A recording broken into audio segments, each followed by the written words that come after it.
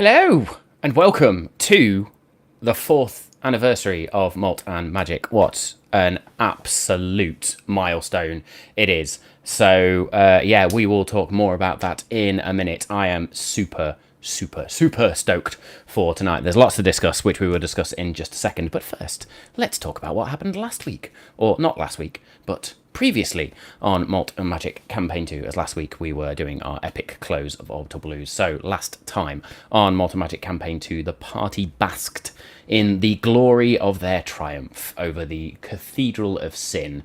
Very well deserved as well. And of course the victory over Lilith's Dark Legions as well. Their victory celebrations were then heightened by a visit from Seraphiel, the majestic Solar of Paragon, who brought words of commendation and news of Paragon's strengthening power due to a resurgence of faith. Amidst the festivities, the reunion with Mara and Cavan added a little personal touch to their victory.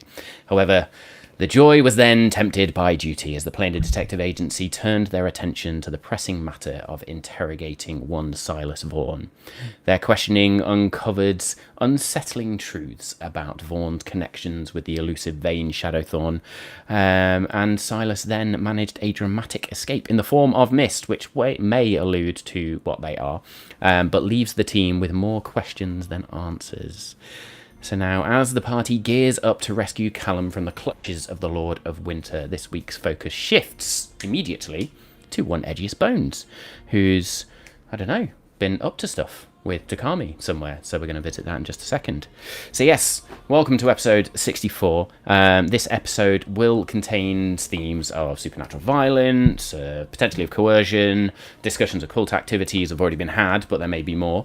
There will also be sort of graphic violence and various other adult themes, so you have been warned. Listener discretion and viewer discretion, as always, is advised. So folks, let's go and jump into this amazing anniversary session.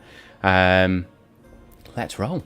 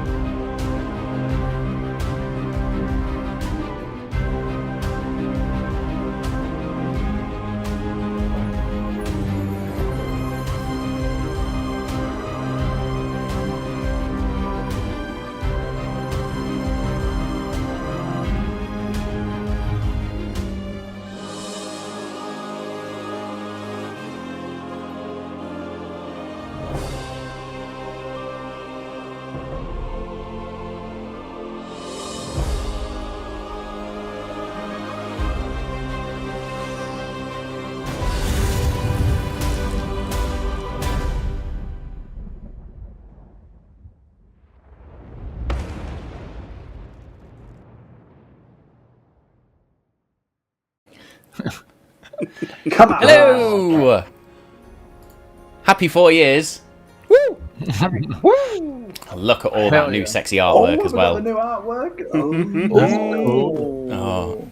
Everything's popping off for our 4th year anniversary. Of course, it is also not just our 4th year streaming anniversary, it's also 1 year of having Tom and Bodhi pretty much part of the family now as well. So cheers all round, I think. Right, I've got a beer, cheers. So cheers to everyone. Hell yeah. Cheers. Cheers. I need to sort that out. Cheers. Yeah, you do need to sort the empty glass out, but... Now then, let's run down the lineup, and then we'll talk about all the good things that are to come. So I am Matt, I'm your Dungeon Master for this evening and all of Campaign 2, and playing... I have no idea what NPCs tonight, we'll see what happens. Callum. That's who you're playing. You're playing fucking Callum. That's who you're big playing. Yeah, you better be. I am Dave, and I am playing Jewel of Shadows, the female Tabaxi rogue. I'm very excited tonight because we have missed Callum a lot. Yes, assuming we don't kill him. Hello, I am Danny, and I'm playing Lex Ordo, a UNT sorcerer and the sexiest UNT virgin you'll ever meet on this side of the plains. This is true. Oh, there you Oh, Bye. I said you turn on your hooker red light. Yeah. Coincidence. I'm Tom, and I am the father half of Homie and the Dude, and I'm playing Cavan Buckland, a human barbarian / paladin. And I just noticed I have a pretty prodigious bulge in that new artwork. I really, really do like it. Anyway, incredible. What is up, everyone? I am Bodhi, the son half of Homie and the Dude, and I am playing Edgius Bones Jones, the bard sorcerer who has been off gallivanting with Takami while these guys were letting criminals go, as far as I understand. Oh, shit, you weren't there.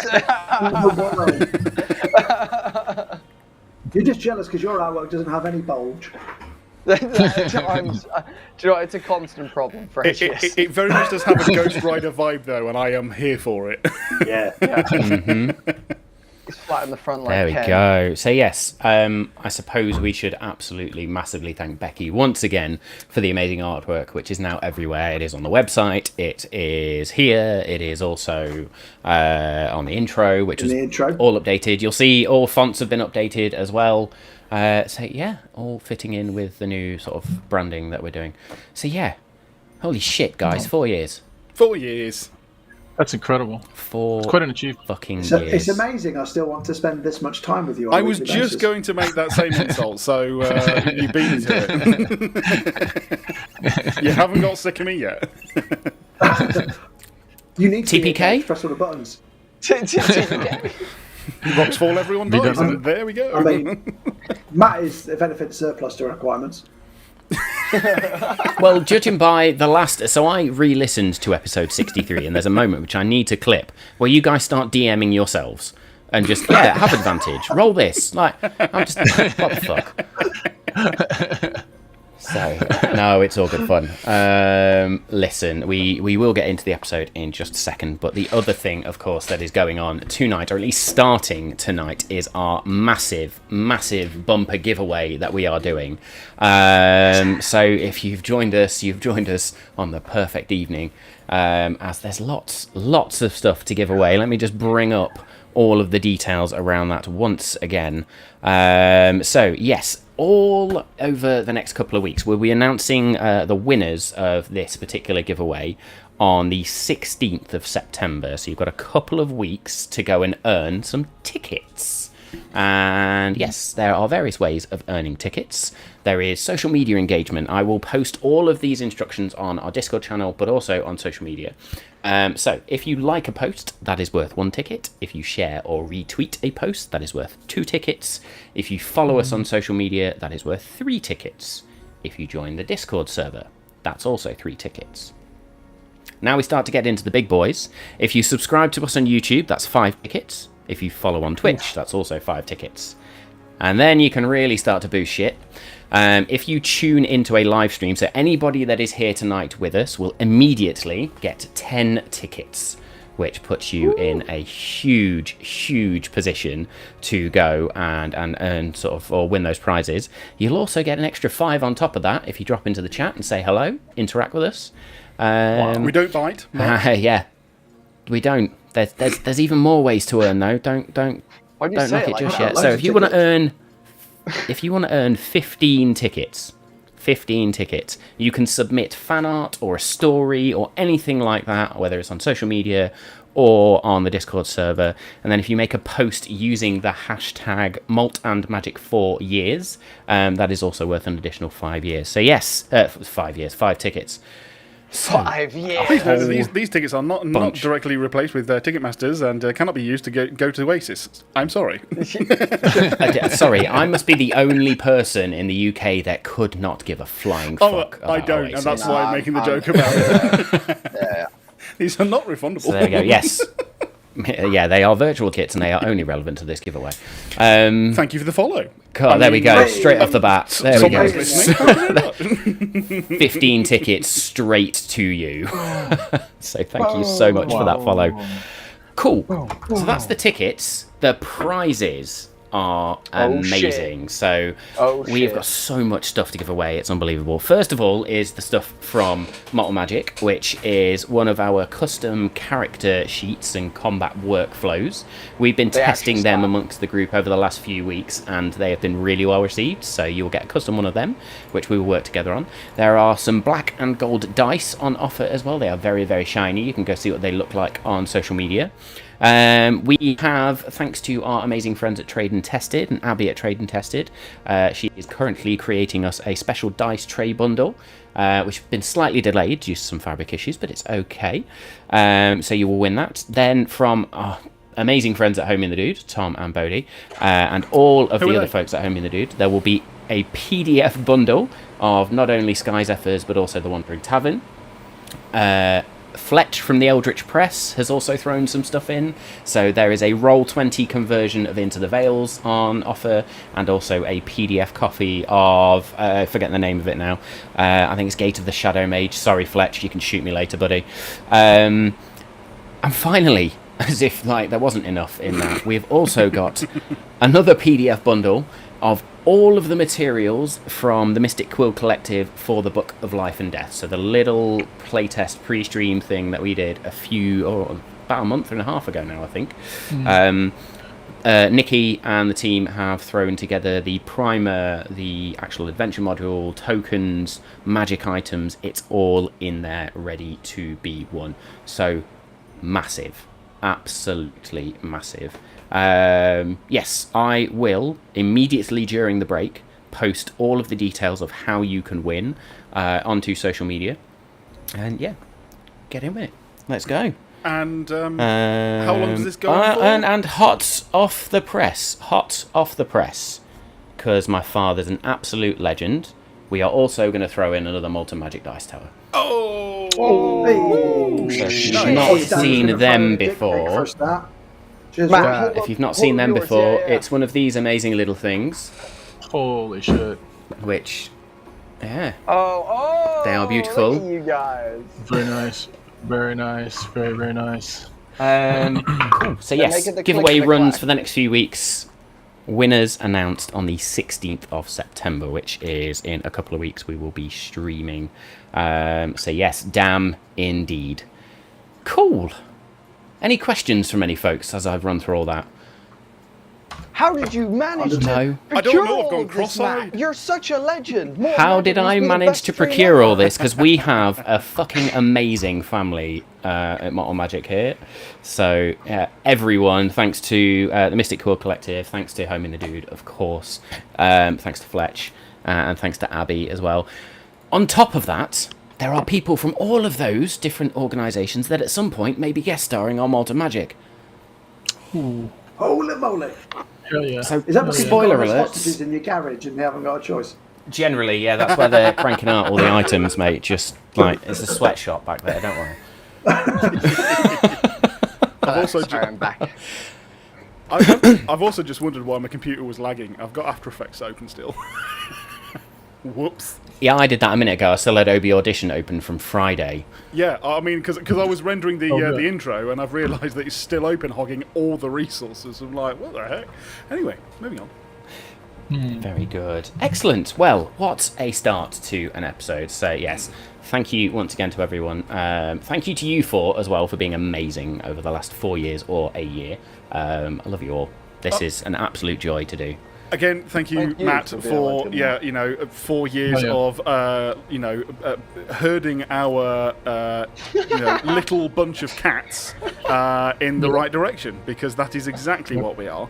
I mean, is this a wild way to campaign put would it. be even longer if you weren't there to steer us back on track. There'd be 400 episodes and we'd still be on campaign 1. We would still be on campaign 1, yeah. I'd be a lot greyer than I currently am. Excellent. Well then, that being said, let's stop stroking each other's egos, because they're already big enough. And start I was struggling. Let's wondering dive where into that an was going. episode. Cocks. Yeah, That's not what I 100%. Bodhi, that sounded like the guy off Hot Fuzz. Tits. I think this lay by. Cocks. Oh, We're so fucking sure. brilliant. We are so mature. What a brilliant. Right, so we're going to get into it now. I promise you, folks. So, we roll time back briefly while our three adventurers, or three members of the party, are partying and entertaining a solar Aegeus. You wander north with Takami and head up to Kumaryu. What are you doing? I think Aegeus is probably just like.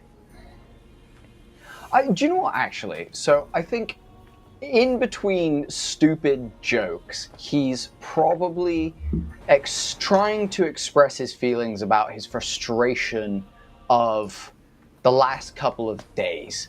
Like, it feels like so much has happened, and yet we have not aided what we were gonna do when we were in Stonebark. Like Stonebark, we were so much more motivated and like, you know, going in like a direction that was very much aiding what we were trying to do with all these portals and stuff. And I think so little bits of that, and then also I think as well is just like thanking her for dealing with us as we went down into that priest's area, and she came with us and was like helping us out and kicking some ass and doing some shit. So that kind of stuff as we're walking along, basically. Excellent stuff. So there's a point where you continue talking, and Takami's there like, Aegeus, Aegeus. Yeah. Breathe. I don't need to. And he gestures to his ribcage. And she sort of looks at you and goes, okay, well, I suppose that explains the endless talking. I mean, I'm exhausted. Yeah, I mean, I'm not gonna lie. That was such a long day. I got the absolute shit kicked out of me. And now you're talking at like utmost respect. But you did it with grace, and you did it with fortitude of both character and body.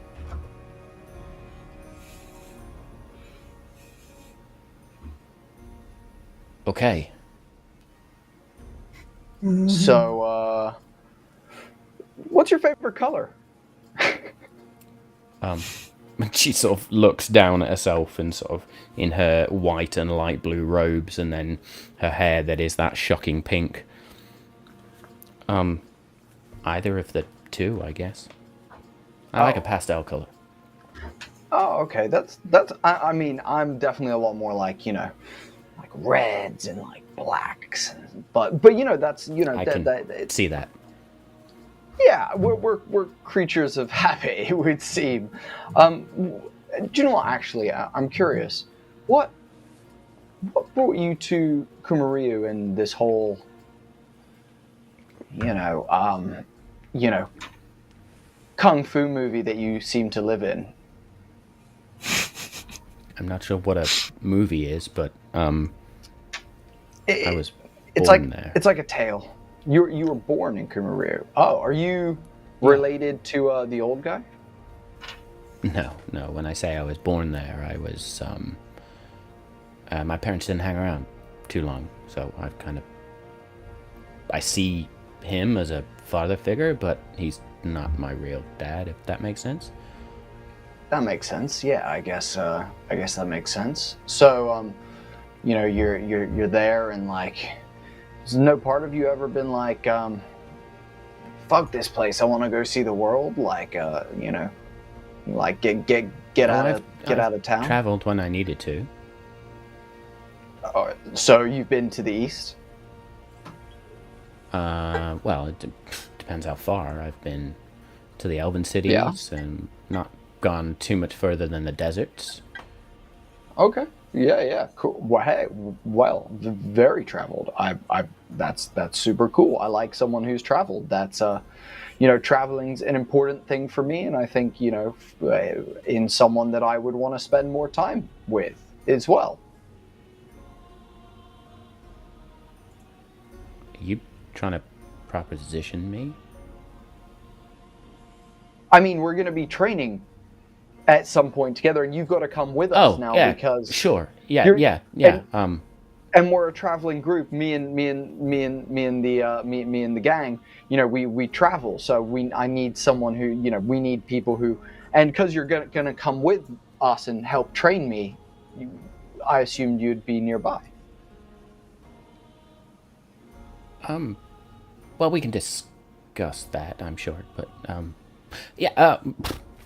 up the path, I guess. And he sort of waves a hand as you stand beside that big gate, and where previously most people see mist and sort of just a winding path that leads nowhere, you now see that straight path up towards Kumo Ryu.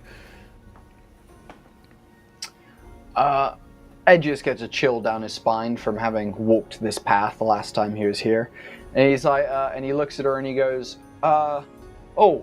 Shoelace, you go first. And bends down to tie an already tied shoelace. She sort of looks down, like, because you don't have shoelaces, I imagine. Well, I don't know. You tell me. Like, they're either buckles or shoelaces. But as you bend down, she turns and just sort of begins to saunter up the path. I'll be right behind you. And Edgius is gonna just fucking take a second. And be like, stupid. Why would you say that? That's what you're fucking stupid. And then is gonna stand back up and like kind of brush off his leather jacket and be like, "Get it together, man." And be like, and like last thing he'll be like, "Balance, fucking balance." And is just gonna follow after her and then like probably jog and catch up with her. Very good. As you catch up, shoes all sorted. Yes, yeah. What are those little shoes you have on? The ones with the like little toe bit. Why does it only have like why? First of all, that's a great question. It's all I've ever really worn, but I suppose it's for like agility and dexterity and being able to move a lot quicker. Being able to feel the ground beneath my feet a little bit more, and she sort of hops from one foot to the other a little bit. You're crazy. Look, try this on. This was made for me by one of the most legendary shoemakers in all of the land. His name is the good Dr. Martin. He's a phenomenal person, and I'm a big fan of his. He makes these special soles that are like infused with like rubbery cushion goodness. Here, try this on. And Edgius is gonna just slide his skeleton foot out of his boot with ease, and hand it, like put it here. Try it. Seriously, it's gonna change your life. You know all that like she takes that stability and power you're talking about. Imagine that, but like 1,000 times more, and it looks sick as well.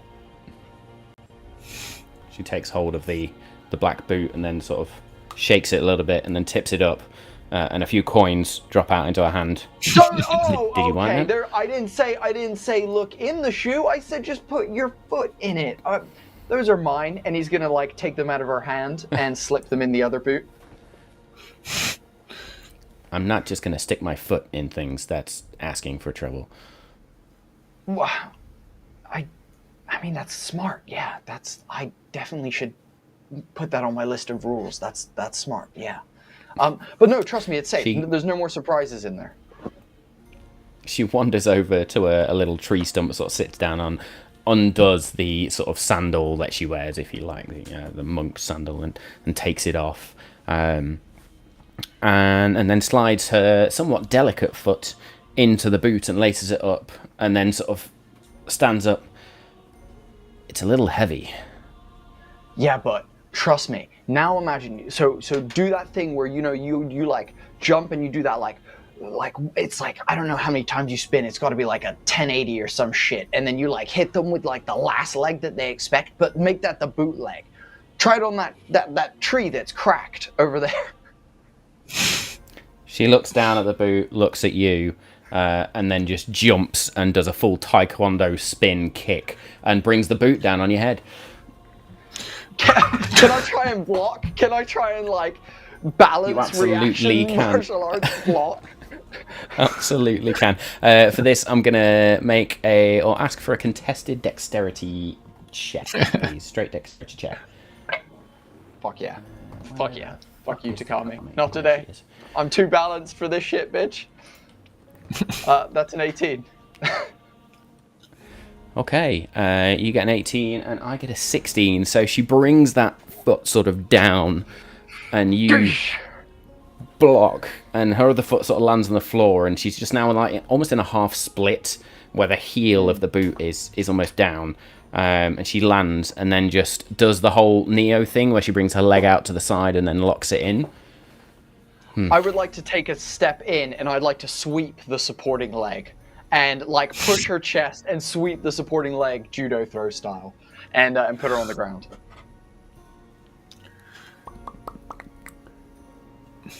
Make me an attack roll, please.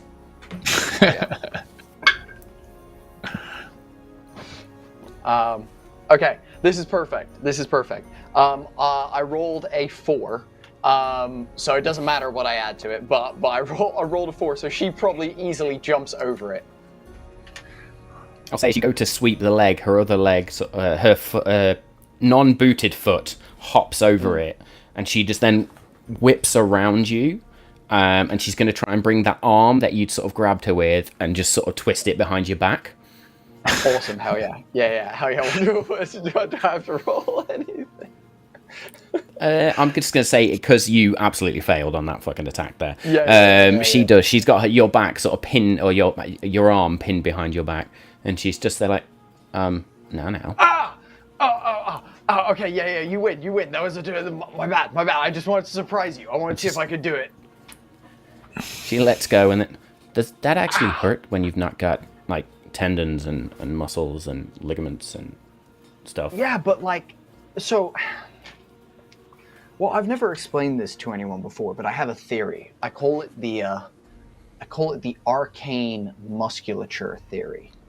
So, you gotta wonder what's keeping a skeleton together, right?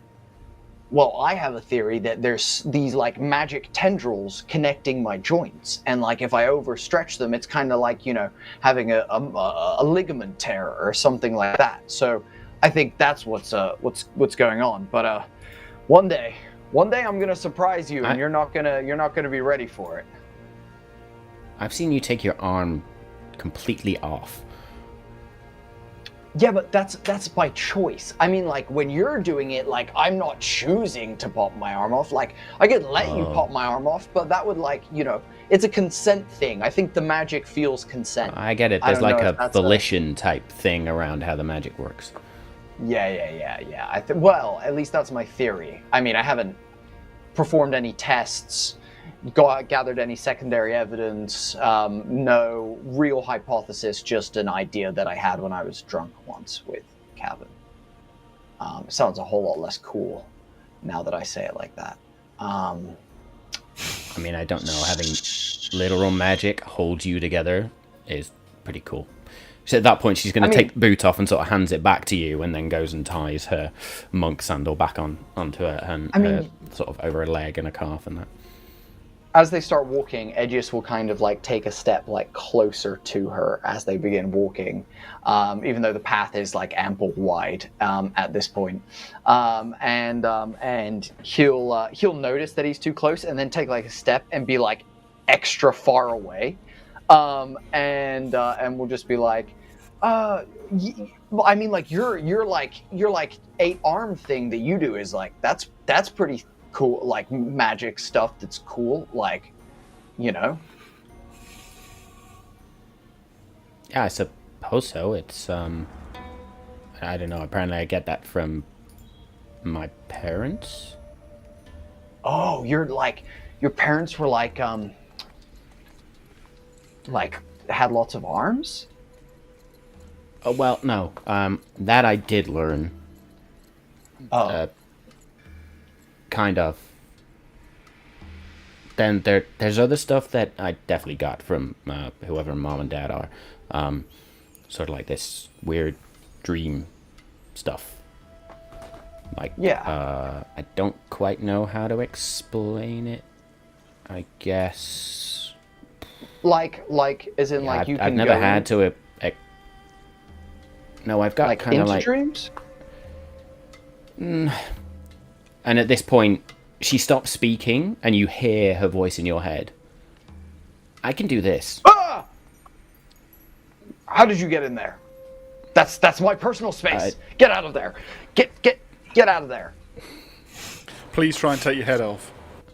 He's gonna take his head off and try and shake the voice out.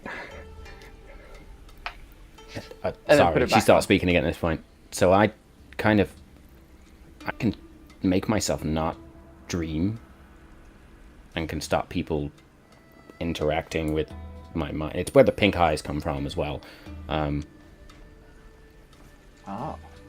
Well, do you know what? That's so sick because, and it's even more reason why you need to come with us because when we were back at this other place that had this big ass tree in it, like I'm talking huge fucking tree, and there was some like some druid or something there. When we were there, we basically were dealing with like some dream magic, and like we got these shrooms, and we were going to do these shrooms together and like all experience this dream thing, but we kind of forgot about it for a while, and I only just remember it when you mentioned dreams just then. And I'm thinking though, like you should definitely come along, and we could use the non-dream thing that you have going on to come and I just think you should come along with us, you know, like, I mean, like, it's not that I would want that. Like, I think for the mission, like, I think you would be good to, but like, you know, like, I would love to have you there, but that's, you know, that's irrelevant. It's more about the objectives of what we're trying to achieve as a detective agency that, you know, you would be a consultant for. Aegeus, for the first time in years, feels a drop of sweat roll down his skull. As he's walking. I didn't know skeletons could sweat. That's what that is? I thought it was raining. Oh god, it's humid up here in the mountains. Or maybe it's just really bad for air. Maybe. How much so longer anyway, yeah. do you think it is till we get to the to your homie? It's just over the hill, and you see that sort of top of the hill now. You can start to see some of the tops of the Asian-inspired buildings up there, and sort of you can already see the pink blossoms sort of flowing through the air. And she just goes, "So, yeah, that's my kind. There's a whole weird spirit shit stuff that goes on, but I don't quite understand it. But yeah, cool. So you wanted to come up here. What were you planning on doing? I need to speak to the old guy, Sensei. Sensei. I need to speak to Sensei. I need to speak Sensei to Matsumoto. him. That's the one. Do you know, I was gonna call him mashed potato, but I knew that wasn't what it was. I knew that wasn't what it was. Let's maybe not do that, and make sure that I don't want to have to kick your ass down the hill. It would be my pleasure. I mean, that would suck like so much, but like, you know, yeah, like that would be terrible. So you lead the way. I'll follow quietly. Okay. I'm gonna practice for Sensei. And Aegeus is going to roll down the sleeves of his long sleeve jacket, place his hands in the sleeves, and then in front of him, and then just like silence. As in his head, he's just screaming, "Who the fuck are you? Why can't you talk to people you like anymore? You've been doing this for like 30 extra years than you were meant to live anyway.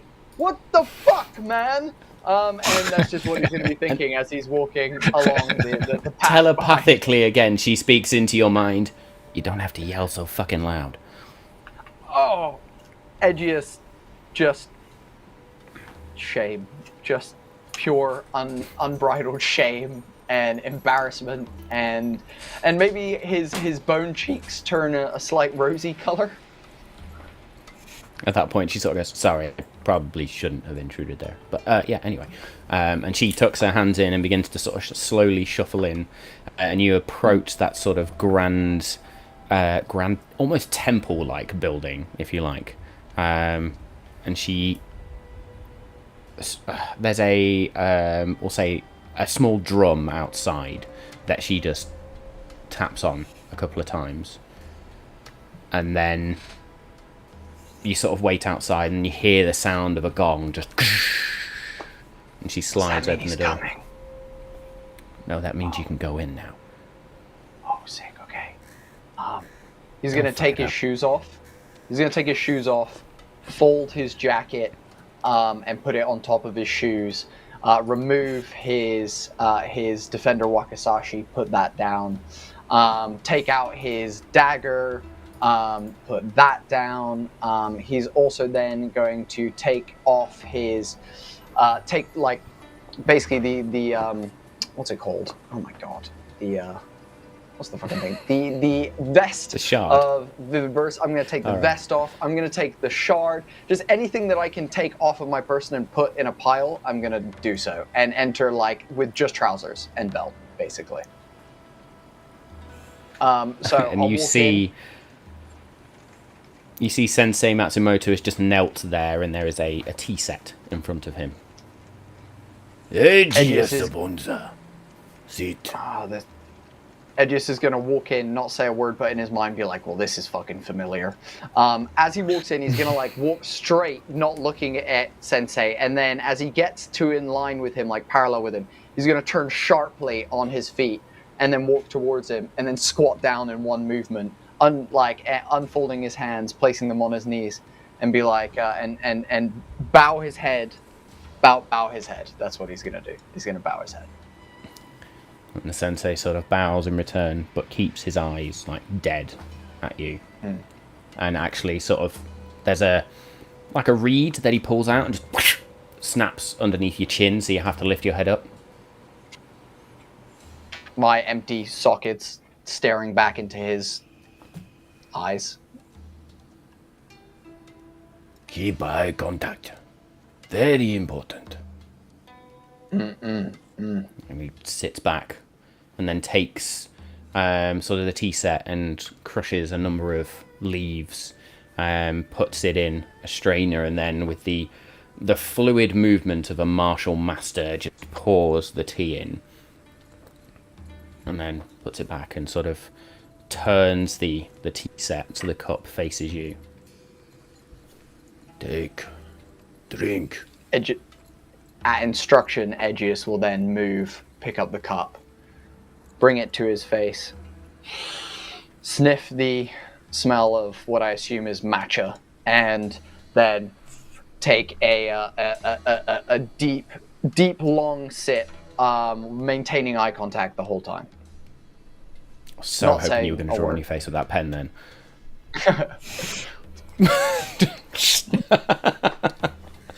Anyway, yes, you place the cup down, and Sensei Matsumoto turns it again, sort of places your cup to the side, puts another cup on, repeats the pour, and then takes his own cup.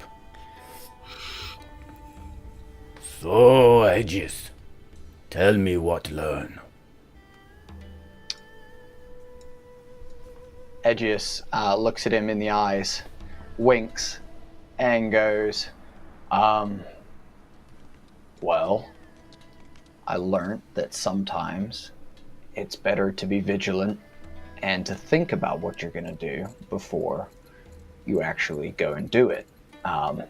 Instead of being a river that flows, you be a dam that allows the water through only when applicable.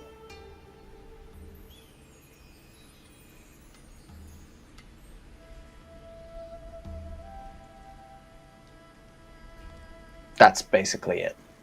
And like balance, like that's like, you know, signifying that I'm like, I've worked on my balance shit. Like the balance stuff is like way more in tune now. Like I'm trying to be good and bad, but in balance with each other. Does that make sense? I feel like I explained that terribly. And I feel like I went through like so much of a deeper experience before I rocked up here, and like, and now it's just getting out of like, I'm spiraling and I'm worried you're not saying anything. It's stressing me out. It's making me need to, I'm going to just stop. And he's going to fold his hands and look down at the teacup. And again, that reed comes out, twats you on the chin. Always looking high. Even when I'm embarrassed.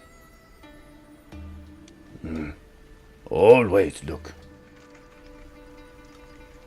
Okie dokie, well, eyes it is.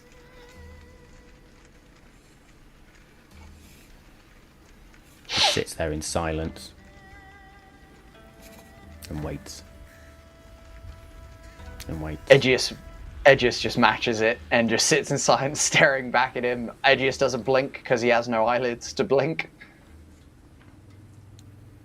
And eventually, Sensei Matsumoto just sort of bows his head. Good. Done much since last visit.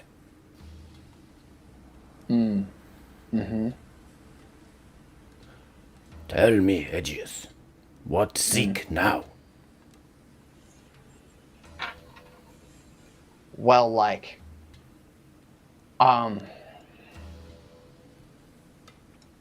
three things.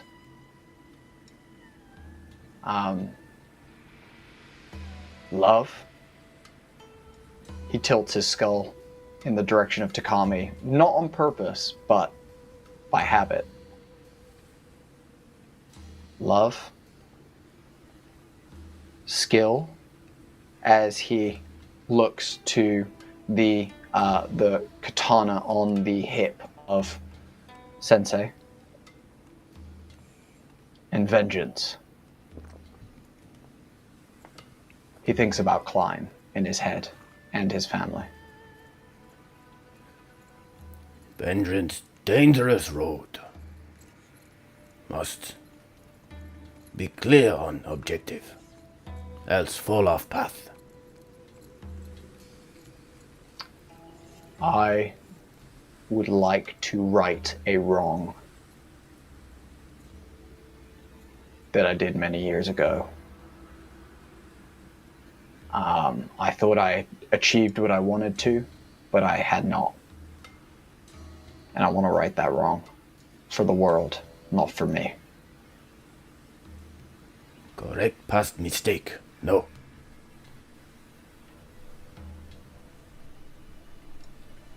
Yes? Is different from vengeance. I guess when you put it like that, it's a little bit different, but like I was trying to like do a cool thing where I like encapsulated it in 3 words that made it like sound like super sick and mystical and shit. But yeah, sure, yeah, it's not exactly vengeance. It's like fixing something that I fucked up where I didn't fucking deal with this dude who was a dick, and now he's fucking with other people that I care about. So yeah, I guess that's my bad. These sound more like justice. Now that I like the sound of. Justice it is. Love, skill, and justice. Now, I was told you were the best swordsmaster in the land, but I am going to need to leave this place soon, and I won't be able to train with you personally for a long time. But I was thinking, if you'd allow it, maybe I could bring Takami along with me, and she could train me in your sword stuff, like you trained her.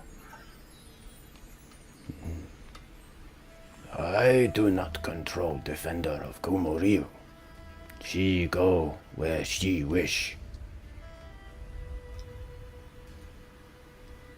I'll count that as blessing then from you.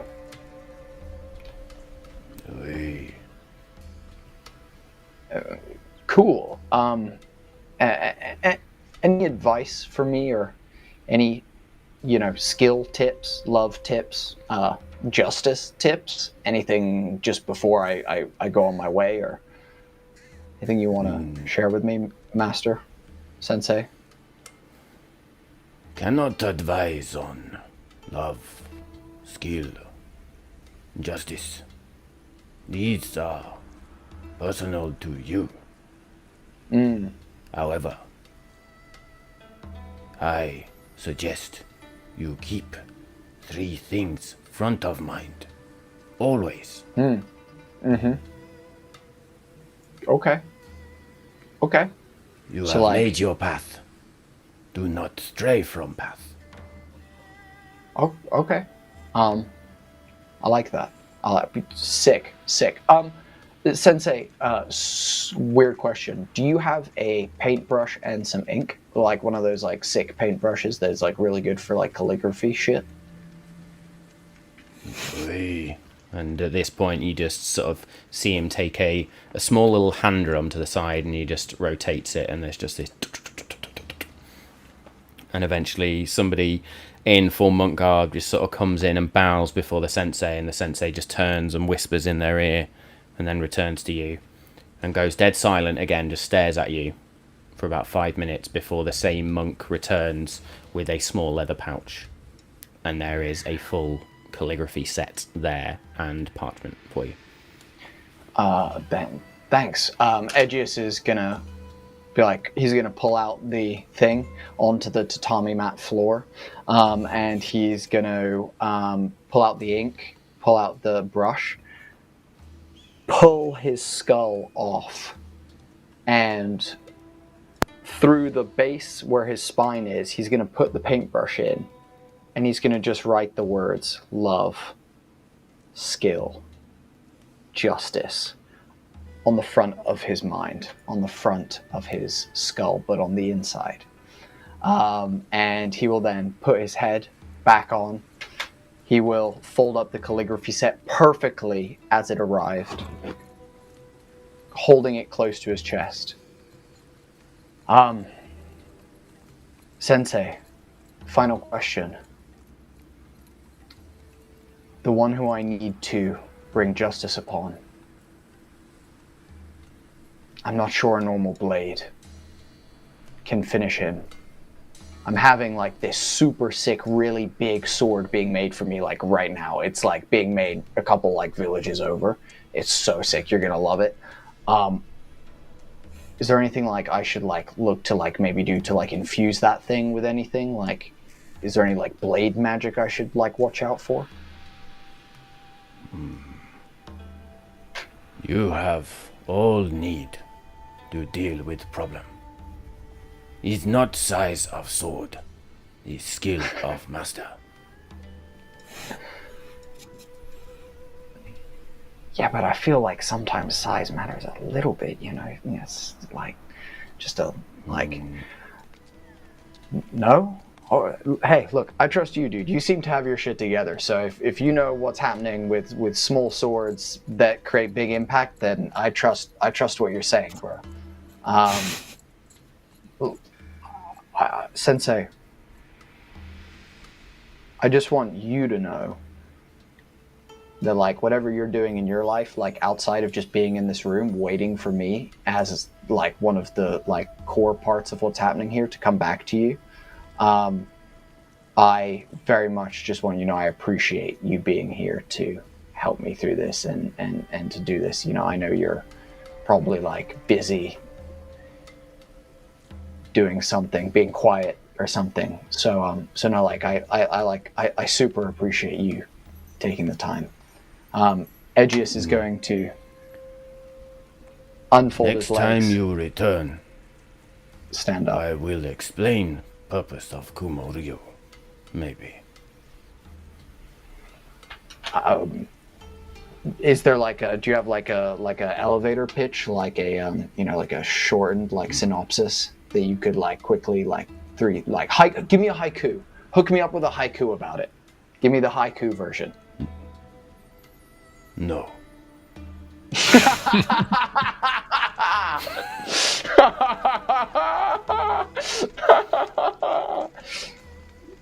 That's totally reasonable. I understand. I'll catch you on the flip then, Sensei. Learn much. Return.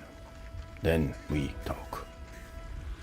Sounds like an absolute plan. Edgius will extend a fist for a fist bump. You gotta bump it with Sensei your knuckles. If you're Matsumoto, in a flowing movement, just sort of does that almost full kung fu jump up and it's that slow flowing movement where they're almost flying and just sort of settles back, brings his arms together in his sleeves and just bows, but keeps his eye forward looking at you. I so appreciate that, but if we're gonna work together here, you've got to give me a little bit of something back here. Just tap your knuckles gently against mine, just this once, and we'll practice it every time I come. Just gently here. It's respect. It's a sign of respect from my people, the rock and roll community. Takami sort of walks up to you and just grabs your fist gently. Not the time. No, I'm gonna push her by the face away and be like, no, trust me. We're gonna make this connection. I'm on his page. I do the quiet As thing you now. rudely Tap my push knuckles. somebody who's been described as the defender of Kumoryu in the face, you just see Sensei Matsumoto down to the blade that he has at his waist, and he just flicks it out, so there's an inch of the blade showing. You will show proper respect here. That's all I'm trying to do with a fist bump. Fuck. Never mind. Anyway, thank you. I appreciate you. Places the You're a sword legend. back. Steps forward. Show me fist. Edgius turns to Takami. And then walks forward and presents his fist. As you walk forward, step forward and present your fists, quicker than anything, Sensei grabs you by the wrist and just throws you to the side, sweeping your leg out, so you splatter against the tatami mat and sort of roll over to the edge. Oh yeah, I should have expected that. That was dumb. That was super dumb. I don't know why. I just every time I'll get back up and be like, yeah, But that was fair. still That was a good learn one. you must.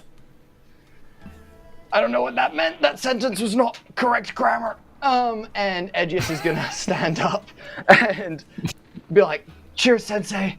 And go over to the. He's gonna try and place a hand to catch himself on the paper wall and fall through. His hand's gonna go through the paper wall again. He's like, oh shit, I forgot about. Hey. Sorry. At this point, Takami's just gonna sort of pick you up. Just go. And you then see a number of monks almost just waiting for it. They come across and they actually cut the paper wall, the paper door, and take the paper off, and then begin to line it with new paper and sort of stitch it where it needs to be stitched. Fast workers, so cool, love it. Later, Sensei. Edgius will then walk back out, and as he takes the step out of the room, I'm imagining we enter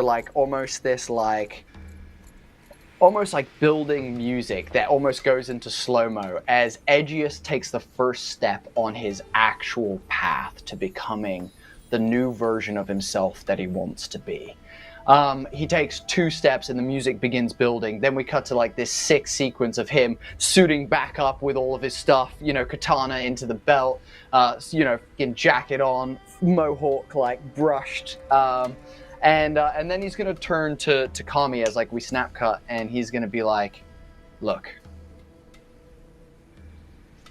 I need someone to train me, and I can't be here because the world is literally fucked. And I'm not not figuratively, I am not using literally in any sense other than the world is fucked. There is a cabal of homies that are trying to do something with shadows that honestly I don't know if they're trying to end the world. It feels world endy shit. So my point is this. Oh, that's a point. I need you. I'm not asking. I'm requesting. I'm begging. Please. Come with us and teach me. The 3 words. Sorry, carry on. Teach me, please, and come be part of the team. We always need extra hands, and you have plenty. there, you see it in her face. The moment you say the 3 words, "I need you," she almost takes a involuntary step back. No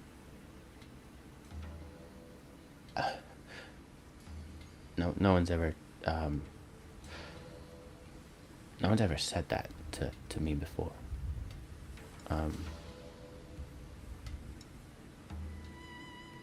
Okay.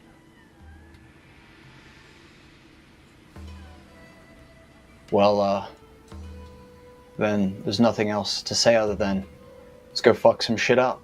And I imagine we snap cut to them doing the like Predator, like fucking bro fist, fucking clap of hands as I imagine we cut away from Jewelry. Brilliant. I think at one point Takami probably sort of tells you she's going to need a couple of hours just to pack stuff up, and you head back down, and as you head back down you then walk past the Black Veil estate as your 3 compatriots exit, and we return to the Plainer Detective Agency as a whole, minus the 2 sidekicks apparently. Yo, what's up, pimps? How you guys doing? Yeah, we fuck. I don't. We did How not do we fuck, say this? Edgius. We did not. No. I'm Wait, going to get that right away, because you are going to take that out of context, and I just wanted to make sure that was not going to happen. No. You guys said you were gonna go interview that guy. You know, the dude that they were holding in that magical prison. That means that, like, because we're in a world where magic happens, that people can escape from. Like, that's the place they're holding him, right? Or that's what the guard said, right? So incredibly well. Yeah. Yeah. That's And what he gone. He gone. And you know where we're going, right? Where are we going next? We're going to save Callum. We're going to save Callum. No fucking way! You see Edgius fucking turn around. Yes! Let's fucking go! That's what I wanted to hear. God damn, fuck the other shit. Let's go save Callum. That sounds fucking great. Yeah. That sounds fantastic. But no, seriously, we got some good information from that guy, right? And like, he's still in jail. He's gonna be prosecuted. We got nothing. Not at all. No, he gone. We're going to save Callum. We got because, a little bit of information, but it was not enough. Yeah. Wait. You're telling me? Wait. So you got information, but like he's gonna be killed. They're death sentencing him, right? Because he murdered someone out in public. He may die eventually, but probably of natural causes because he escaped. Yeah, he fucked off, man. He left. He like somehow disappeared. Literal turn to mist. And Wait. Let me get this right. So you're telling me that this guy sat in a cell for like a whole day and a half, waited specifically for us to go talk to him. It was a ploy that he would provide us with enough information to, I think, aggravate us. Silver lining, though. Silver lining. Good news. Yeah. Just a sandwich. I'm excited. You know, for the shit sandwich. We did find out that he doesn't know who Klein is, and he only works for Vane Shadowthorn, so he's not a Klein in his shit. And that he knows that that's good. Shadowthorn has been to Rosingdon and Thalyssa, so Mara is sending out her spies to try and get a location on him. Maybe one of those cities. We did also gather some information from a sending stone he had, and that we managed to partially communicate with Vane. Yeah. It didn't give us much, but at least we know what he sounds like, I guess. I mean, I Does he tried to sound do his like... voice. You know how I try to do voices? You know when we're like walking around and I try to do voices and it's never great? That's what happened. And it was like, we probably got like 20% of what we could have got if you were there, like matching his voice, but I couldn't do it. I tried. Dude, do that one you're really good at, the drow one, you know, the down under one. Do that one. That one's a great one. Hit us with that. Yeah. You mean before you do this, I am just going to point out you have met a drow. You are in love with a drow. Please don't fuck this up.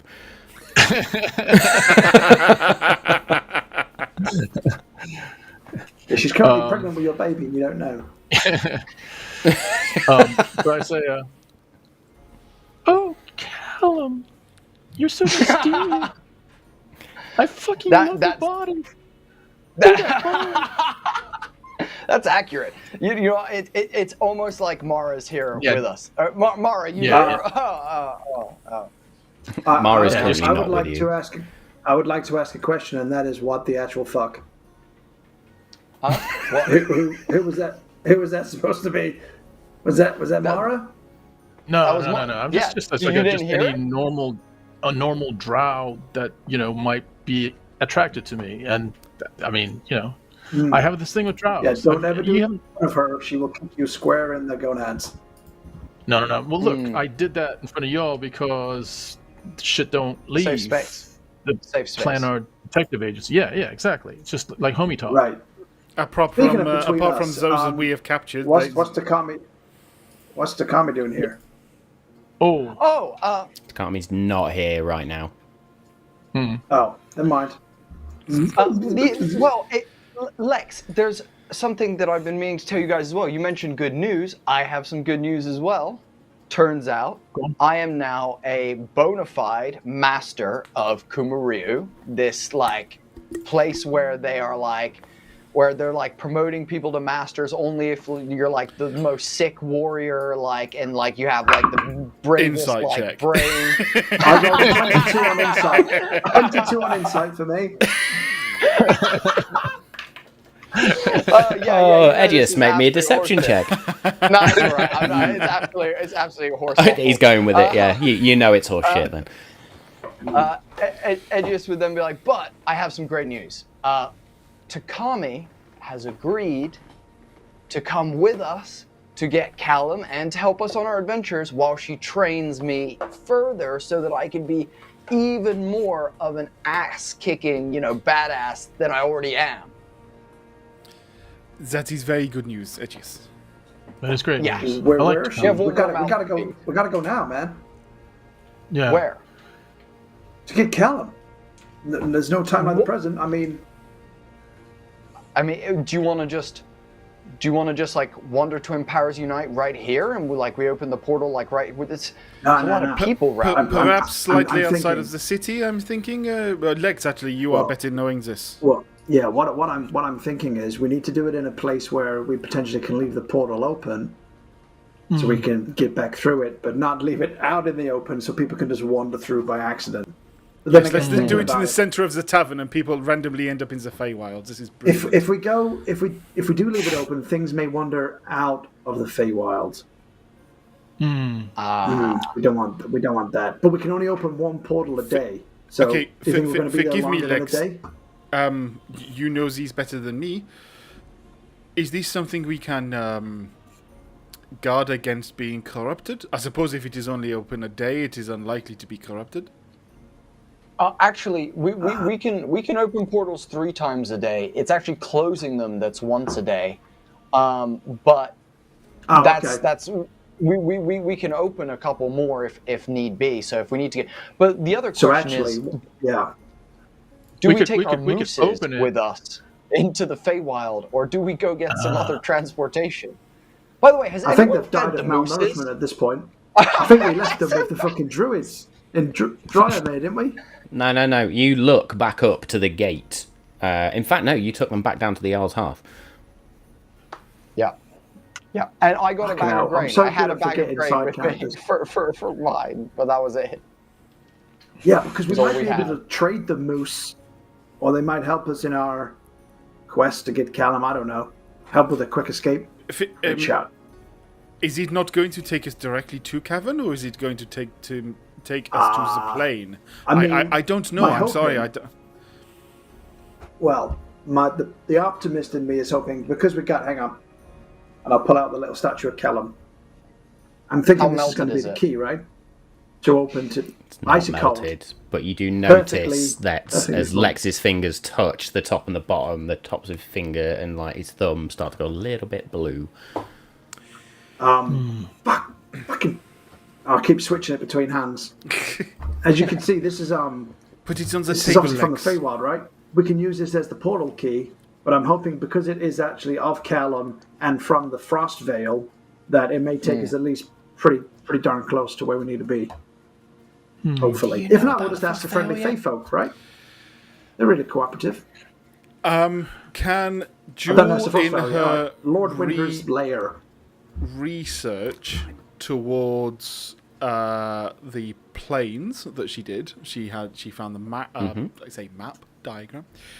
Can I do a history check on any information about the time bullshit that is of the Fae? Timey-wimey, wibbly-wobbly. Yes. Cool. I'm going to do a history check. Make me a history on check, that. please. 16. Matt's made the DC 16. like 32. So you have the information, and in fact, Lex, you probably would have picked this up from your book on the planes as well that you've got.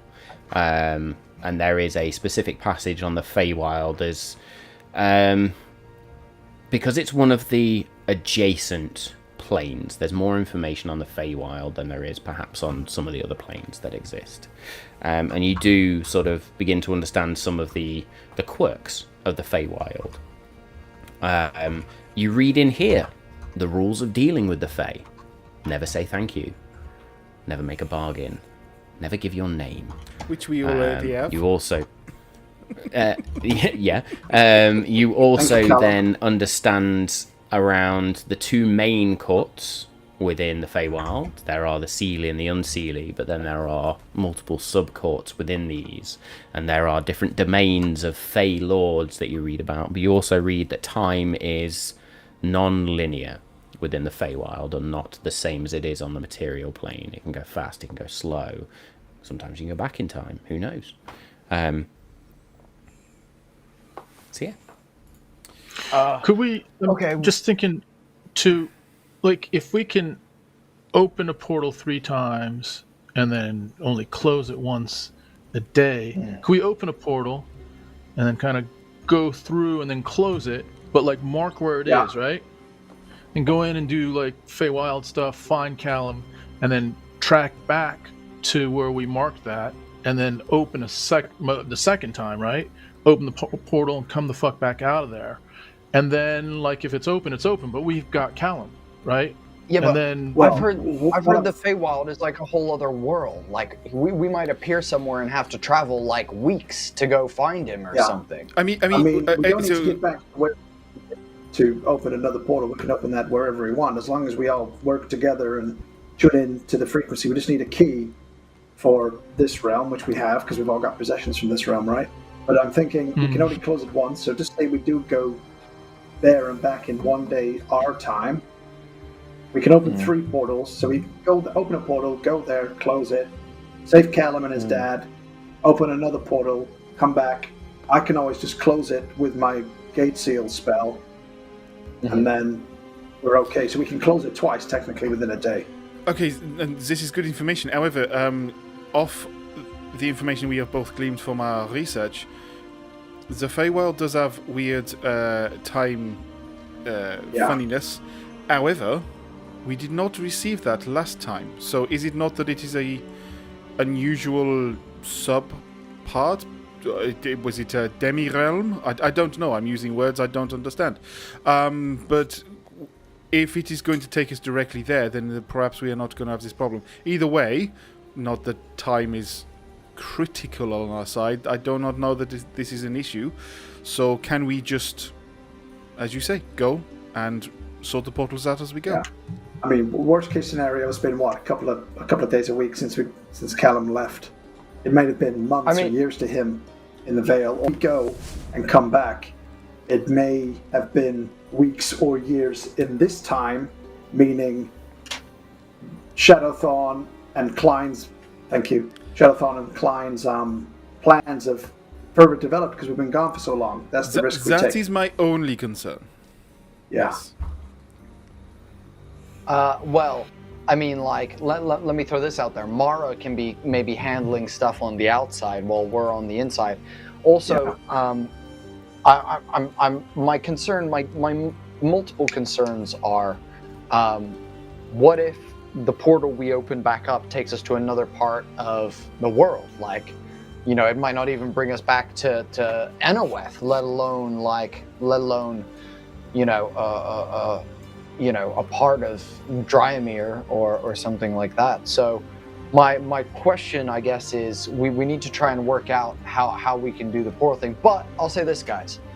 Every time we have tried to make a plan, the plan has not worked, but what has worked has been our ability to improvise as a group. And I would therefore say we do not close the portal, because then we know where it goes. And until we get to the other side and determine if it is somewhere we want to stay, and if it is going to be quite the trek, I'm not making a decision until after we find that information. Would I know from my book on the portals, depending on what type of key I use from the place I want to open a portal to, whether it takes me to a location? So, for example, I've got Callum as the key. Would it take me anywhere near Callum? And coming home, because I've got the Mana Stone, if I use that as the portal key, would we end up on the Crystalline Isle? Make me an Arcana check, please. Come on. Daddy needs a good roll. Fuck a duck. 7. That means better dice. You're not entirely sure. No. I have a hunch, guys, that depending on what portal key we use, it may actually bring us close to where we want to be, right? So if we use a Callum key, it might take us close to Callum. If I use this Mana Stone key to get us back, it might bring us close to the Crystalline Isle or something of that. Or if we use something of Jules from her home village, it might take us back to Stonebark. That is my... it is quite an interesting theory. I think there is only one way to find out. Let's also not forget, Callum's dad is one of those people who knows where the natural rifts in the plains are. He may know of a secret trapdoor to get us back to... Hang on a minute. I don't know. We have forgotten Nyling that it would be wise for us to try and save Callum's dad as well. That cog impression was fucking awesome, Jewel. That was so sick. I love that. That was good. Thank you. I think the last few days have really caught up with me. I'm quite tired. Callum wouldn't let us leave without his dad anyway. Yeah. That's for sure. At this point, I'm going to say Takami pops up behind you and... Why are you all talking in the street? Because that's what people do, Takami. Get on board, or... It is so overt, it is covert. Exactly. Yeah, hiding in plain sight. Exactly. Huddle up, Takami. Huddle up, stuff. and Okay. I'll bring her into the gang. Lex, where are we going? Are we going out of the city? What do you say? Do you want to just open a portal in our room at the Jarl's Hearth? How big are they? I don't know. Cool. Daft question, Cavan. What about in the Mara's estate? Oh yeah, we could do it in her foyer. In the cell. In the brig, in the wherever. In the dungeon. I could ask her. I don't know the whole place. I've only been to. Okay. It is at least guarded and blocked, so anything that comes through cannot really get any further. What about the mooses? I was going to say, why don't we go back to Stonebark? We know that it's a safe place. We know it's a location that the village could guard the portal. We know that Jules' family could look after the portal. We just closed one portal. They are not going to let us open another one, and I do not want another one opening. Let's not PTSD everybody in the village now. Yeah, no, that's not going to happen. In fact, that is a good point.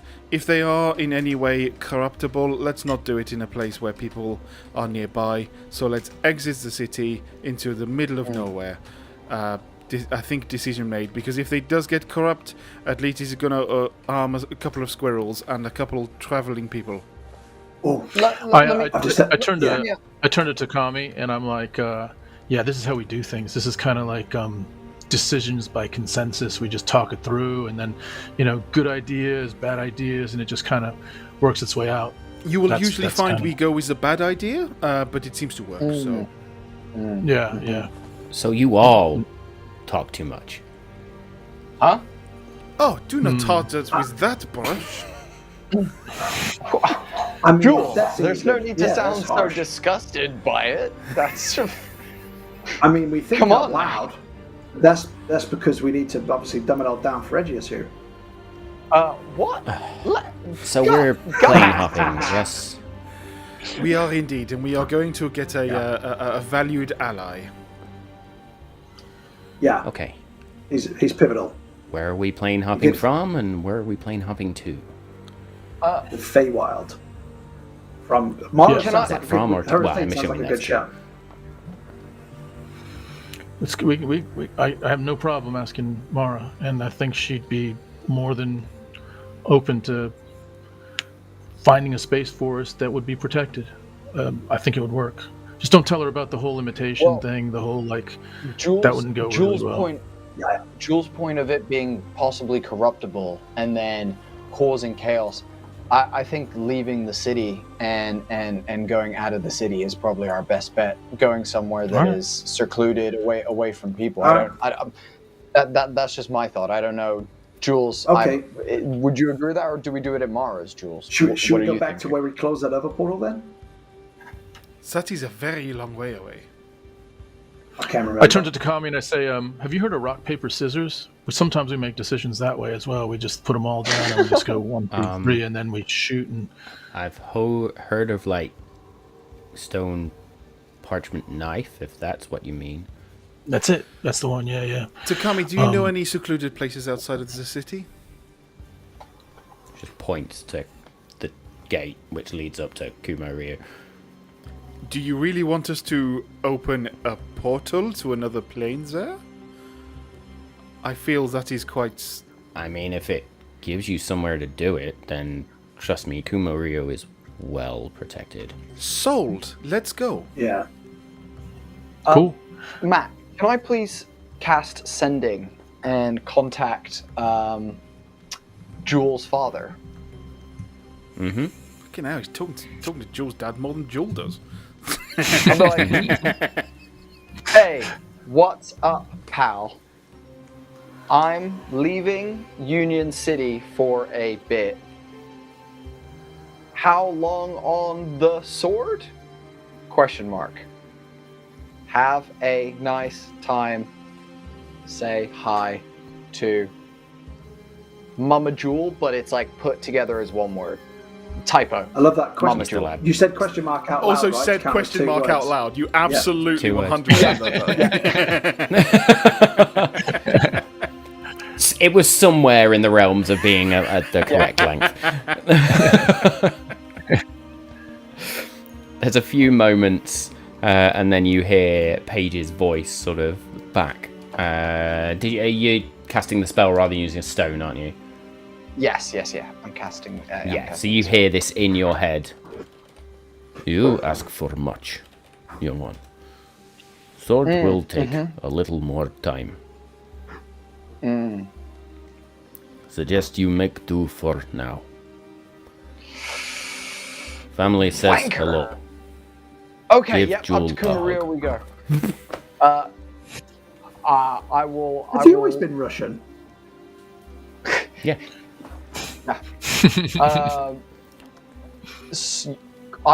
So it comes back to my further question: do we take the mooses, or do we get some sort of, maybe individual glide-based vehicles, or maybe one unified small floating ship? And Edgius gestures to the dock that is off to the right. Right next to you.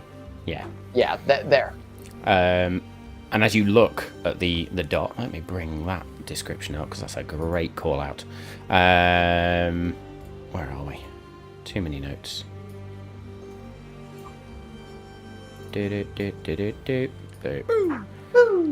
Yes, you see the what are known as the Varixen Sky Docks. And it's this bustling hub of activity, if you like. There's different shapes and sizes of sky ships. They're all airships or sky ships there. But some of them are clearly buoyed by magical means, others are more mechanical means. And And I'm going to ask Jewel and Lex to make me a perception check, please. 17. 5. 5. Lex is just in awe Changing of that like fast. this bustling sky docks. You can see that the sort of the sky ships just sort of float gently above their mooring towers. There's this constant activity, as I say. There's goods being brought down off certain ships, exotic spices, what that you can smell from here as they mingle with sort of this cold mounting air. Jewel, you look around and then you zone in on one particular ship that looks far too familiar as you see the Ebon Mirth Well, docked in Union City. Lex, and taps Lex on the shoulder and then just twists his head to point to the right one. Like in Jurassic Park when he Yeah. turns ahead to the dinosaur. Yeah. And you're looking around and then suddenly... it seems that some of our friends have arrived at Union City. Edgius, Cavern, we took board on that ship over there. Was it a clean ship? What was the star rating? What did the old I will tell you this, Edgius. scroll It was really give nice until I got murdered on it. Yeah, and Oh. we did nearly get everybody killed. But That yeah, being said, purpose? we were able to help them, and they helped us. It is a cordial arrangement between them, I think. A very good idea for us to be able to leave Union City, I think. However, on what Takami said, if we're going to open a portal, possibly a well-guarded place like Kumario would be a better solution. my only worry is we came back from the Feywild with less people than we went with, right? We're going to save Callum and his dad. My only worry is we end up coming back again with less people. Do we really want to endanger, some old friends and potential? I wasn't saying that we get a ship with a crew. I was saying that maybe we, stumble upon a ship in the night that we realize would work I have really one good question. for us. Yeah? Yes, Takami.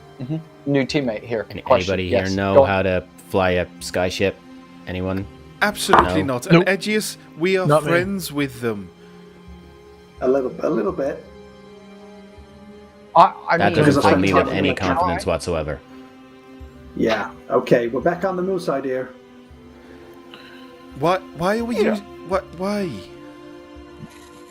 Why steal things? No, why the moose? What are we using the moose for?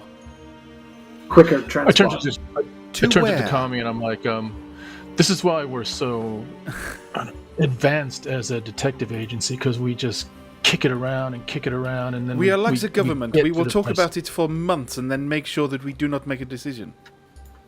Yeah. Which government are you referring to? There's multiple. All of them. They're exactly Okay. the same. Okay, let's play a game. Fair. Who votes that we steal an airship in the night? Ed just raises both hands. No. No? No? I raise a half a hand. I'm like, only if Lex that's- drives.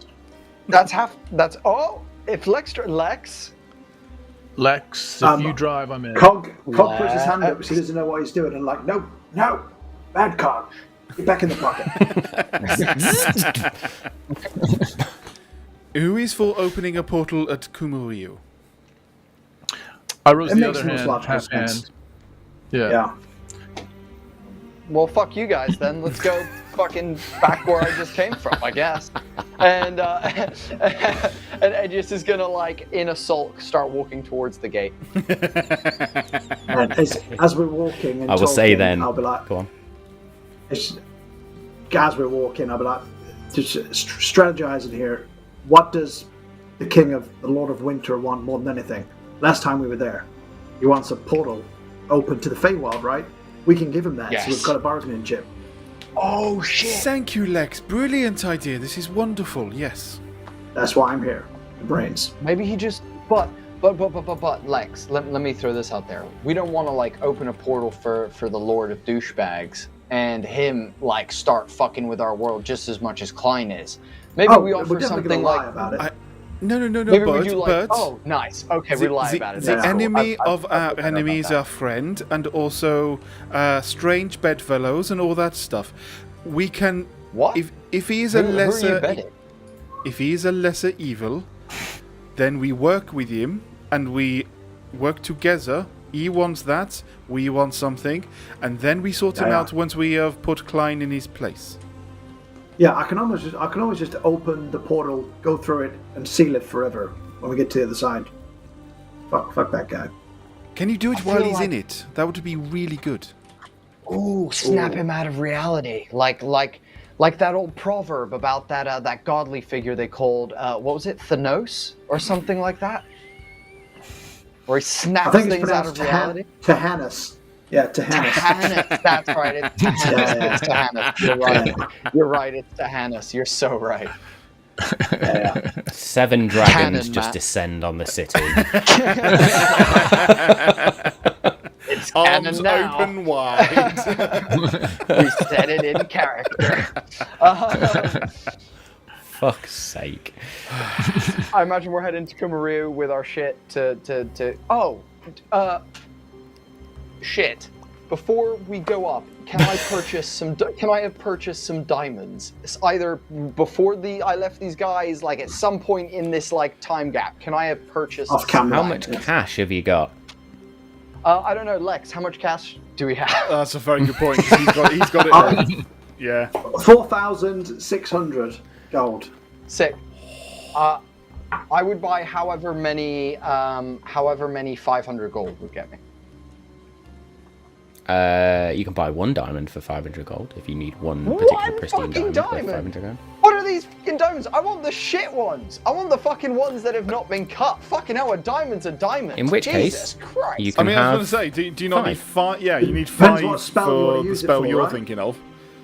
Because if it's resurrection, you need a 500 gold worth diamond. Wait. The one I need it for is... Say, find out what the Unless you gold just- worth I of know- it is. Unless he's just It needs making to a be- fucking necklace. It needs to be at least 200 gold, so I'll get There 2 we go. and keep 100 for ourselves. I'll spend 200 on 2 diamonds. There we go. I'll Do give we you also want 500. to get some healing potions? We are fairly Yes. fairly good at getting it. Seem to like be a magnet to it. Yeah. Spend 500 on healing potions. Yeah, I don't know how much that actually gets us. So you've bought 1 diamond, you said, or 2 diamonds? 2 diamonds, 2 diamonds. 400 gold, 400 and then gold. you want Yep. Some Healing healing potions. potions of varying greatness. healing potions. Very Can I get- great. can I get Wander some- over to a particular. I say you wander onto the sky dock, and you can see. Looks like some sort of potion merchant is unloading a bunch of different bits. Here, let me help you with and- that crate, sir. It says healing on the side of the crate. Here, let me help you with that, sir. Oh, thank you. I got a bit of a bad back, so that's really fucking helpful. And ironic, amazing. considering what you're carrying. Yeah, it is ironic. No problem at all. Where's this one going for you? I'd be happy to take it wherever you need to go. I just put it on top of the rest, just over there. Of course, no problem. And as I get to the stack that he's saying, I'm gonna sprint towards the Kumaru gate with the crate of healing potions. I would like to steal this crate of healing potions. As you begin to sprint, then you just hear this individual shout, Hey, no, that's me only fuck. You bastard! Guards! Guards! Thief! Thief! and Takami's just stood there next to this guy with her head in her hands. I turn to Jill- Takami Get and as I say, far Takami, go! You get as far as the Kumo-Ryu gate, and as you go to pass under the gate itself, it's like you hit a brick wall. I will try and go round the gate. I will, as he's doing this, I'll There's a just wall. give the man, I'll just give the man 1,000 gold coins and just be like, it's okay. It's okay. I'm assuming it's £1,000 worth of healing potions, right? It's a crate. As you give him the 1,000 gold coins, he looks and sort of, Hey, well, I suppose there's only 10 in there, so... If he ever comes near me again, I'm gonna fucking murder him. Feel Fuck free to you! give Don't him. worry. Feel free I'm to give gonna- him I'm a gonna potion murder of him poison. myself. It is fine. He deserves it. Yeah. It's fine. Takami's going to step up to him and go, please accept our apologies on behalf of not only this group, but Kumario as well. I will have a very severe discussion with our particular compatriot there. Aegis is still trying to get through the Be gate, blessed. just like walking into that wall. Yeah, so you can't get round the gate because there is a solid brick wall. But as you try and then take and you see the minute the gold passes from Lex to this merchant, you run the gate again and then trip as you then manage to get through, and sort of the gate, the crate skids off, and you hear the clink of glass vials as you sort of fall flat on your face the other side.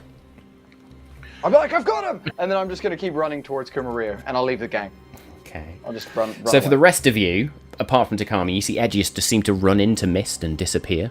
Edgius, you can see that clear path. Oh, fuck. You guys Takami are is fucked. just- Oh, God. Oh, God. Takami is just going to be there and sort of rubs her temples. He needs me. He needs me. He needs me. Has he gone? Is he gone forever?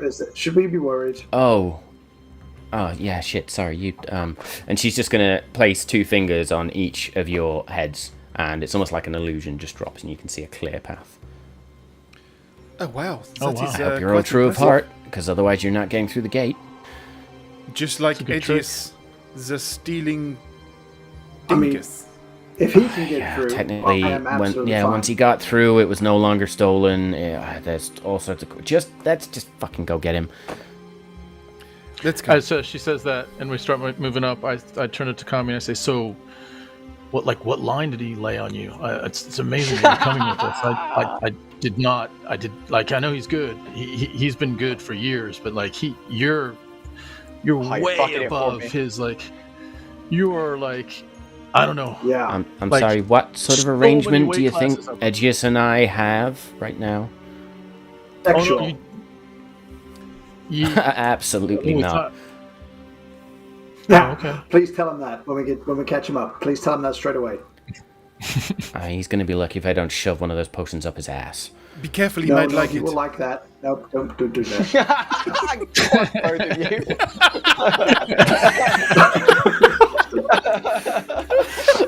At this point, she's just going to lead you up going, what the fuck am I doing? And at that point, I think it is the perfect moment for us to go to break. So thank you for that first half, my friends. What a fucking absolute bunch of chaos, which is no less than I expected. Thank you to all the chatters and everybody who's joined the stream thus far. You've all earned yourself an absolute bumper number of tickets / points ready for our big giveaway. I will drop the details on social media as we go through the break. I will also drop the details into the Discord chat as well, so people have got them there. But yes, thank you for the support on this, our 4th anniversary. We will be back in a few minutes. Oi, oi. Hey yo! hello. There we go. So yes, thank you all for joining us, and thank you for bearing with us while we are on our little break there. All of the details for the giveaway are now on TikTok. They are on Instagram. I'm sure Danny will repost onto Twitter shortly, or X, or whatever we're calling it today. And they're also in the Discord chat as we see. Yeah, just fucking total shit That way. stick. Anyway, yes, back to D&D. So you are all now on your way up to Kumario, and we're going to very much time jump you through as you are up, just wandering straight up this pretty much straight path that then begins to weave, and eventually as you all crest that hill, you see the amazing, beautiful village that is Kumario. And just to remind everybody what it looks like, I will just give you a quick description there, which so perched atop probably one of the highest peaks at this point in the Aethenir mountain range is this village and dojo that's just shrouded in mystique and ancient wisdom, I suppose, for the rest of you. It is nestled almost among the clouds, and there are buildings and training grounds that are built into the mountain itself, or built from the sturdy dark wood of these ancient forests that cling to the mountainside. The air is crisp, carries the scent of pine, mountain flowers, and there are paths weaving through these stone gardens and over crystal clear streams that are fed by the mountain snowmelt. The architecture here very much blends into the natural landscape. It uses materials that are readily available, and all of the buildings have these sloped tiled roofs that are there to handle the weight of snow in winter, and the wooden frames are very much designed to withstand mountain winds. The centerpiece of this whole village is the dojo. It's the heart of Kumo Rio, which features these wide open spaces that you can see for training as you crest the hill. You also see sort of the training ground. You see this secluded area off that's covered in these blossoms. You see a hall of sorts that outside has a number of different martial armor, if you like. A number of living quarters, a garden, and then also you see this sort of balcony which looks over the peak itself and down to the world beyond. Takami looks at you all. I need to just go clear this with Sensei, but I think it will be fine. I'm suggesting we put this in the gardens, given this is Fey anyway, and there's enough of a labyrinth in there to confuse anyone, so... Yeah? We all cool? Okay, we'll start preparing the ritual. Yeah, okay. Okay, just head down there, take a left, then a right, then straight on for about 3 feet, another left, another right, then sort of a bend around to the right again, and you'll be near one of the central trees. So a left and a right, then 3 feet, then a left and a right, then straight round and to the right? No, Aegeus, follow me. I'm amazed you got that. He's good with Well, directions. I mean- He always, yeah, I mean, he often leads the way because it's navigation. Put me isn't in it? water, and I'm like a giant compass. It's so weird. It's so weird. Yeah, yeah. He really is. I'm going to go speak to Sensei, and Takami just leaves you chatting at her, just turns while you're continually talking at her, and just leaves. Well, I think I turned to Edgius, and I'm like, how did you get her to join us? What'd you say? She actually asked if she could join us. And I was like, yeah, you're badass. Like, why not? Like, you have loads of arms and we need more hands, so why not? Yeah, what really happened? Oh. Yeah. Huh? Yeah. No, Yeah, no, what'd you say to- Our bullshit meter is going off. Well, here, You know- maybe that's what you because feel what it, you're dude. thinking. No, it's because you're hearing yourself, because you're saying, Edgius, what did you say? You think I could say anything that would influence her? Did you see how many times she slapped me with those ghost arms?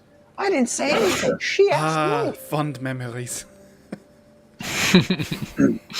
Speaking of slapping, you're probably going to get your ass kicked while we're in the Feywild, so I think I should probably help you out, and I'll cast Aid on Jewel Edgius.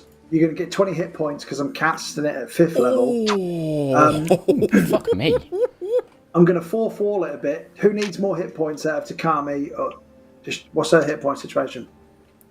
Takami has a total hit point score of 80. Yeah, give it to Takami. I'll give them to Takami then.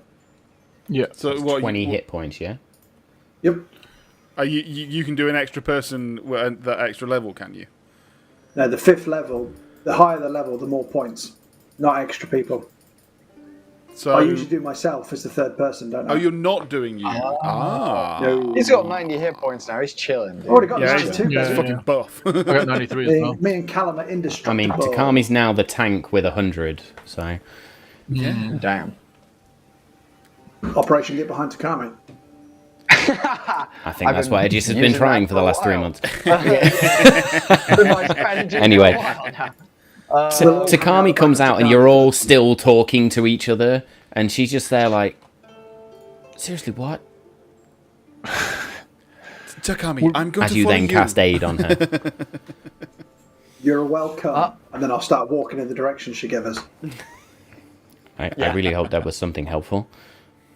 And then, yeah, she wanders into the gardens and sort of takes you on a left, a right, another left, well, 3 feet, then a left, a right, a bend around to the right, and you then come to this grand sort of cherry blossom tree with pink blossoms that just begin to drift off. And there's a number of these trees sort of dotted around in here. This potentially one of the grandest. She's going to turn to you all and... Okay. I assume this will work as... I went Fey, Nature. Use that. Lex? Quick question. You said Lord of Winter, yes? Yeah. Why do you know him? No, I'm thinking... are we going somewhere cold? Yeah. Yeah. Probably. And looks at Jewel, and you're going like that. I mean, it's leather. Hey, it's we tight. do not It's like slut-shame in this seals group. in the flavor. It seals in the flavor. Like, it's hot in there, you know? Excuse me, Mr. UNT. Who's slut-shaming who? That seems like you're judging someone. I never said that at all. Oh, I hate it when you make my off-the-cuff comments in character, because now Lex just said it. God damn it. So, portal? Lex, is this good? Yeah, this good actually, spot? the good point. Can you get us some coats? Is that what you're saying? Give me a minute. We'll start the ritual. You get us some furs. I don't feel the cold. She does dart off, and then Cabin's- comes back. and then- Cabin's too Slight- buff for the Slight cold. artwork issue. I will gather everybody round. We'll all take out our little pieces of the crystal that we've got. And the overriding thought that we have to have in our heads as we're doing our meditative breathing is balance. Balance. That's the mantra. Well, my friends, seeing as you brought this up, and you all bring out the Star Touch crystals, how does this, I'm going to say because it's the first time you've cast it, this ritual type casting work? Kalima. Shakti. Kalima. Imam Shibam, Imam Shibam, Imam Shibam, Imam Shibam, Imam Shibam, Imam Shibam. I like to think of it as I've started the whole balance thing now. You know when people gain a power for the first time from a totem or something, and it goes from them into the totem or vice versa. I like to think that we've got to give ourselves to the crystal. So, like, you might feel pure rage and love come out of Cavern. You might feel chaos and order come out of me. And then dual uptightness and whatever the opposite one is. I can't remember what it is. Latex and Furry elastic. cuteness. Yeah. Yes, that's exactly what it is. And Talcum then powder out and of KY? Edgius- I don't know. And out of Edgius, weirdly, just silence. I love it. So I'll flavour this for you then. So yes, you do all then, you start to think of balance, and you go based off what Seraphiel had told you earlier. Earlier today, so to speak, as we're in the afternoon now. And each of you just holds that star-touched crystal fragment in your hand, and Jewel, you feel this lightness of your family, so to speak, and the joy they bring, and then the shadows of that power that runs through you, feed that into your star-touched crystal. And this was a prismatic crystal anyway, but you see yours very much then takes on a hue of sort of a light blue and then a navy blue. Go on. Yeah, so while it's doing that, there are actually then those sort of smoke shadows that come off her hands as she's holding it. But it then turns, the gem itself turns those colours. Absolutely. I would imagine You as well, still have as these 3 little orbs floating around your body as well, which everybody's just ignoring at this point. Yeah, basically, it's just yeah, people Where are just the used to shit's it. But happened. I've got them. I'd like good. to imagine Lex, that as Jules' go ahead, yeah. shadow is coming off of it, I imagine Edgius's shadow is kind of mingling with Jules and then like separating back out as Edgius's shadow kind of gets involved. And Edgius, while he's saying... Sorry. While he's saying balance out loud, in his head he's thinking justice, love, skill. Justice, love, skill. And then I'll encase those And shadows in a clockwork box. Nice. And Amazing. So all of these things happen. Cavan? Yeah, I'm thinking a little bit towards communing with Seraphiel and just trying to send a message to her saying, look, we seriously can't fuck this up again. So I'm not sure if you can help here. We just need to get through this portal. Amazing. So in this moment then, as Jules' crystal turns that light blue and dark blue as you balance the light and the shadow, Edgius, you take that shadow which for you represents almost that half of you which permanently resides in death, and balance that with the life you feel and the life that is given to others through your music. Your crystal itself takes on a very Taoist nature in the white and the black. Lex, you feed in the chaos and the order. I'm actually going to ask you what colours they represent for you. I was going to go green for sort of like the old Yuan-Ti chaos, and then something else for your order. But and then like a brass almost for the mechanical order. And then Cavan, you reach out to Seraphiel in that moment and sort of say that prayer, and a beam of golden light shines onto one half of your fragment, as the other half for you, with that wild chaotic, takes on a vibrant prismatic rainbow effect. And then the crystals, all of them just shoot out and they sort of gather in front of you, and there's this flow as they circle around and the magic builds, and then they just lock into place, embed themselves against the tree, and then they expand out slightly and leave a gap. What's next? As the energy is like rippling and all our hair is like blowing as this portal is like opening up, and like I imagine we're like almost like having to like brace ourselves against like this like cold energy coming out of the portal. Well, at the minute, you've air. not specified where you're going. Oh, I was going to say, as the crystals are vibrating, can we bring them together, and then like almost as they're together, I'll get the fucking hell statue of Callum. I forgot all the words then, and put it on top. I'll say you, because they're on the tree and they've given you this gap, you place that statuette of Callum in the middle, and it begins to, it's almost like a dry ice effect as that begins to flow off this statuette and then sinks to the ground and spreads out around you. Takami comes sprinting around the corner and just sort of throws a number of fur cloaks and fur coats at you all, just to sort of wrap around yourselves, as she sort of goes, shit, you already started. The dry ice continues at this moment then, and you begin to see that statuette melt.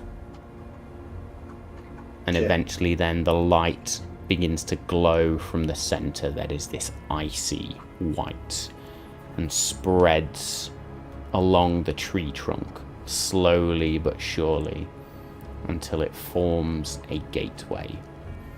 And as you stare into this gateway, you see a wintry expanse beyond. What are you doing? Oh my god, it's so fucking cold. Even my skeleton bones can feel how fucking cold it is. Oh my god, this is gonna suck so much. This was the wrong side quest, guys. I think this was the wrong side quest. Suck it up, Aegis. We are going to get him back. Yeah. I didn't go through the last one. Is this right? Are we? Is this look familiar? I Can we think see we've nailed through it. it? That's a very good question. Or is it just like Stargate? You can see. blurriness? So I will say then, so you get that Stargate moment anyway, but then it settles into almost a window into another world.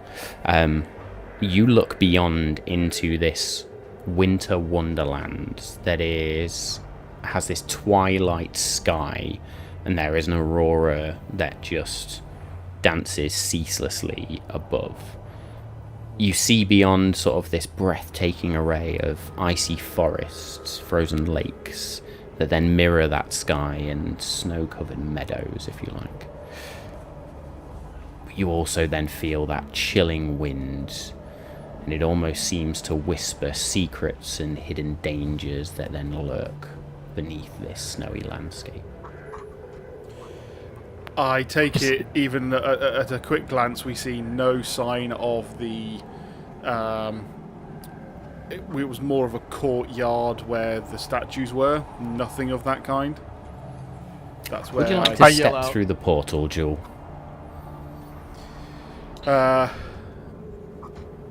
Jewel will turn back to the rest.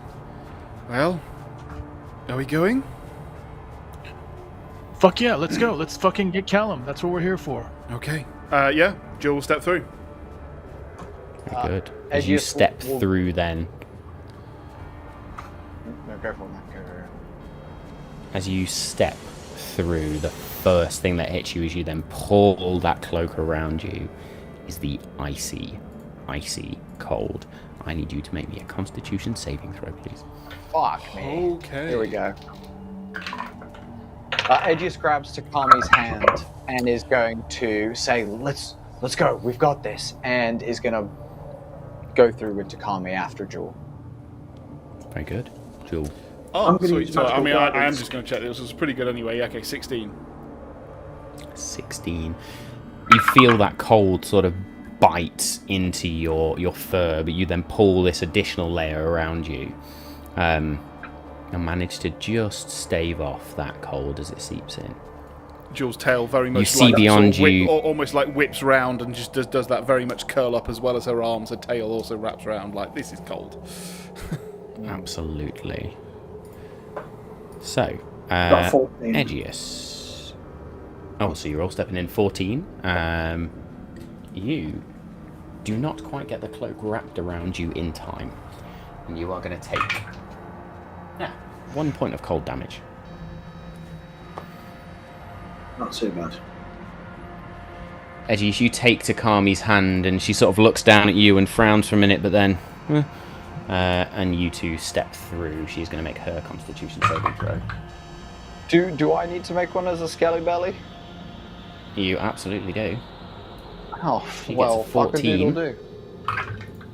Oh, It's going to take 3 points of cold damage. nat 20, bitch. Oh. Aegis just steps through, and for you step out, and this cold almost feels somewhat familiar. You've stood in a river. In fact, you floated down a river where the cold is unlike anything. This is almost like a summer breeze. I totally lied. This is way more chill than I thought it was going to be. Like, out there, it was just As Takami's there, just- blast. That is not what I wanted to say. It's fucking freezing. Let's get a I'll hike give- on so that we get some warmth. I'll give my coat to Takami. She sort of wraps both around herself. Fuck you all. Kevin, Indeed. what are you doing in this moment? I got a dirty 25. Oh, So God. yeah. Kevin got steps his through with balls just sort of the hanging out. coat It's like, fucking over his hell. shoulders. I actually dive through. I see the others go through. I've not gone through before, and I do sort of like a as if I were diving through a narrow hoop or something like that, and try to do like a front roll into a stance, and then because I'm not sure exactly what I'm doing, but once I Excellent. land, Make me an acrobatics check, please. Sure. Oof. Fucking follow up a dirty 25 with a 5. Filthy 5. 5. Filthy As 5. you dive through, you hit the snow, and where you were going to go roll, you just sort of, your hands go from underneath you, and as I smack the mic there, you just and furrow into the snow effectively and sort of face plant a little bit. Alright, and face down, I do just do an opposite snow angel, because it's not as cold as everyone else is. Yeah. And I just raise up, and I'm like, this isn't too bad, guys, is it? Fuck Jewel. Yeah, I don't know, maybe because Edge, we used to camp out in this shit. Look, I may affirm, but unfortunately I have lived in warm jungles and warmer climates. This is not what I like. Well, let's I pick up be a done snowball. with it then. Let's be quick. Right. I pick let's up a have look. snowball, pack a snowball, and Oh no. throw it at Lex. Jewel is also putting up her hood to give some warmth and forgets the fact that means it's really hard for her to see, for people to see her now. As he throws a snowball, Cog comes out in my pocket to see what's going on and just gets fucking taken out by the snowball. So, Gavin, you absolutely bean this snowball, and it's going straight for Lex's head, and then there's a moment where just... and you watch this metallic object just get dunk, dunk, dunk, dunk, dunk, roll into the snow, and as it rolls into the snow, clunk, it hits something solid. And it's at that moment where you all then look out to this expanse beyond, and you see statues of ice that are scattered across the landscape. Do we That just is call not out for what we him? want to happen. Yep, that's what Callum is right now. What do we just yell his name? Do we just say, Callum? Does any of this look familiar from the last time we were here? Who's he? You've not been here before. I was going to say, I don't think... Who did? So when we meet Callum and Edgius, I think, when he took us to the different place then. I was going to say, this place, if that makes someone sense. was missing. Was it me? So Oh my you God. have Oh my been somewhere within this domain. Okay. It is not here. Okay. Right, okay. Well, Guys, I'm not sure if you felt this when we touched those crystals together, but I felt like I had this almost like cosmic empathy. It felt very much like someone who would be attuned to such an item would be able to communicate telepathically with Fae, Celestial, or Fiends within 100 feet. Possibly, I'm not sure if you felt that as well, but maybe we could like try and communicate with Callum telepathically as we go, because I feel like I can do that at will. This cosmic empathy feels like an at-will kind of thing. Point of note, do we have said crystals, and do we also have a statue or not? I suppose that's what we're attuned Well. to. It's just something we can do now forever, right? What are you doing with the portal? Oh, do we close it? No. I thought the plan was to leave it open in Kumario so that it could be protected. That's why we chose. I believe not- so not that the also we warm know airship. that where we are coming back. Yeah, We need to be able to get back. If we can communicate with Faye, why don't we just talk to the Lord of Winter? Tell him we're here and we've got what he wants. That's a fucking great idea. That is a fucking great idea. I love that, Lex. That Takami, see, this is the type of ideas that you need to be bringing to the table. See what Lex just did there? He saw the problem, he thought, he improvised, and bam, nailed it. Right. Let's try and talk to this Lord of Winter. Everyone, Assume Takami is going to look you dead in the eyes as you turn away, as if to say, "Who the fuck do you think you are?"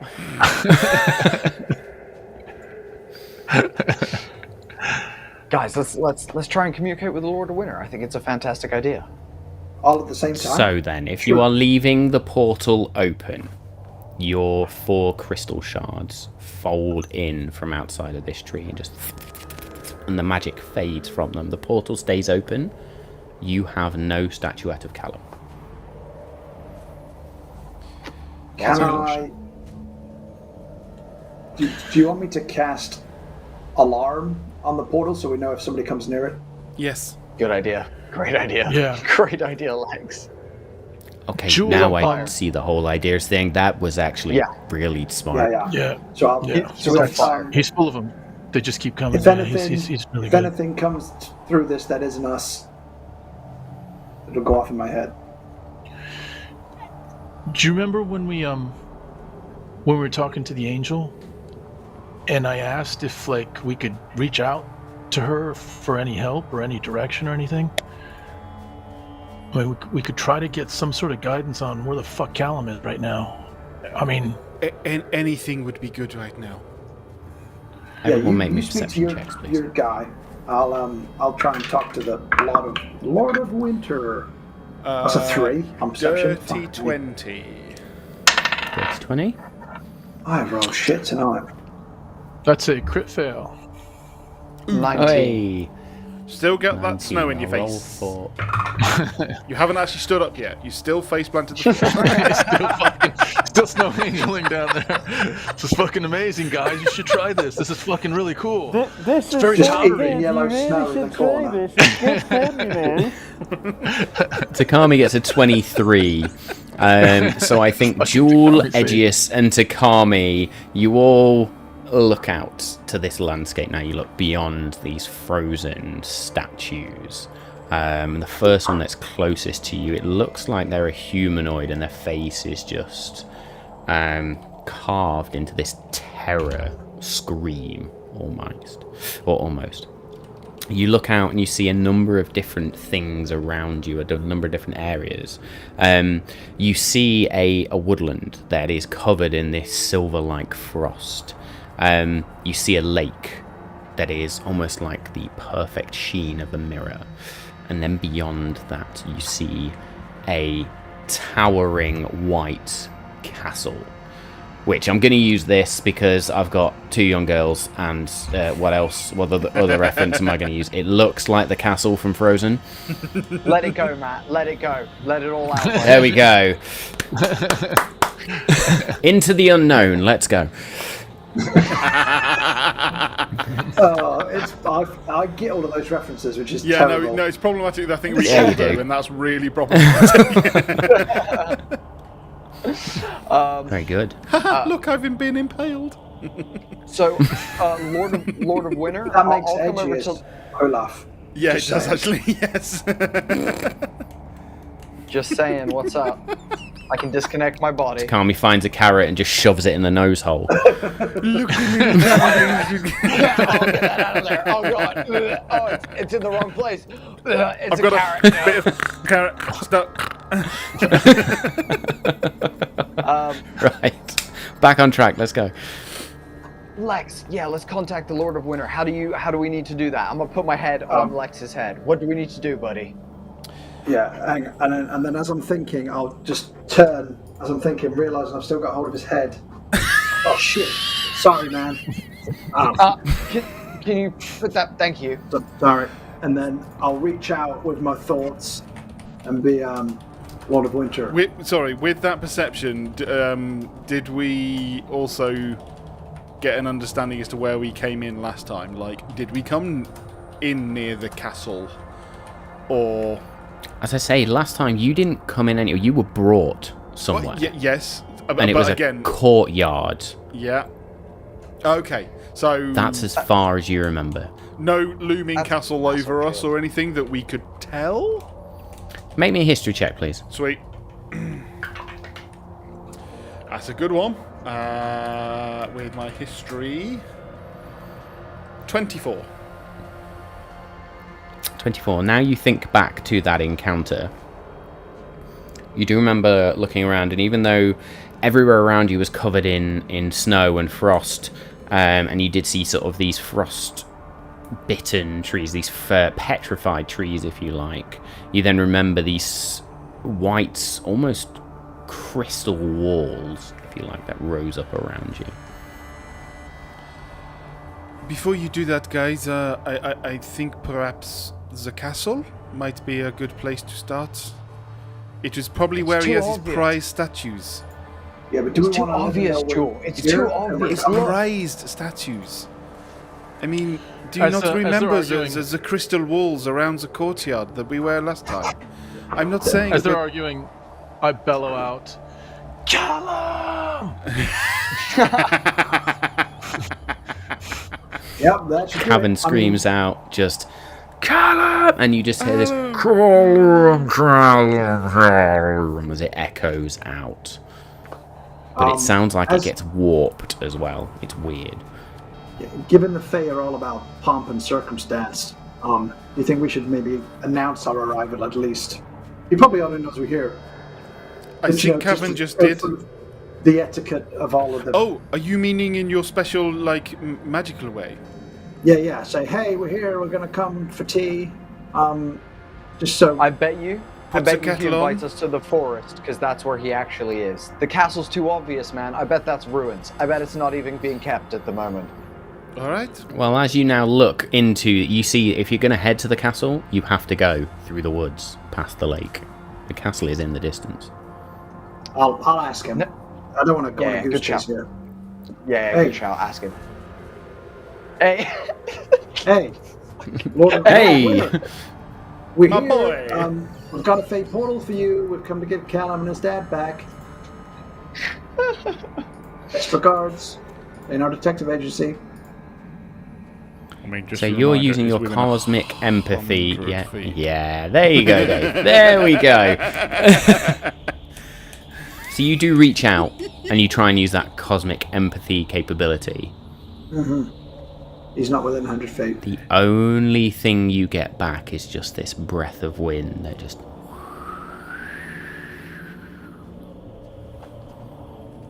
I got the answer machine. Ah, He's not there. fuck. Fuck's sake. I yell again, Callum!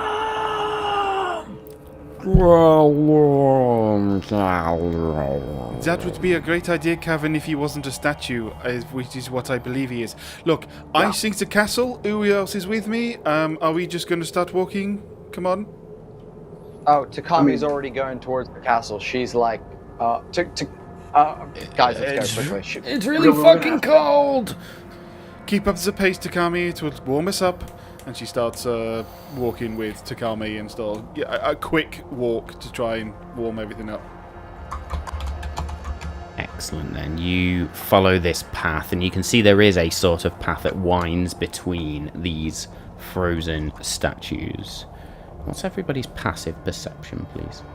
Oh God. 25. It's actually more than I've been rolling. Oh, that's a bad question, actually. Yeah.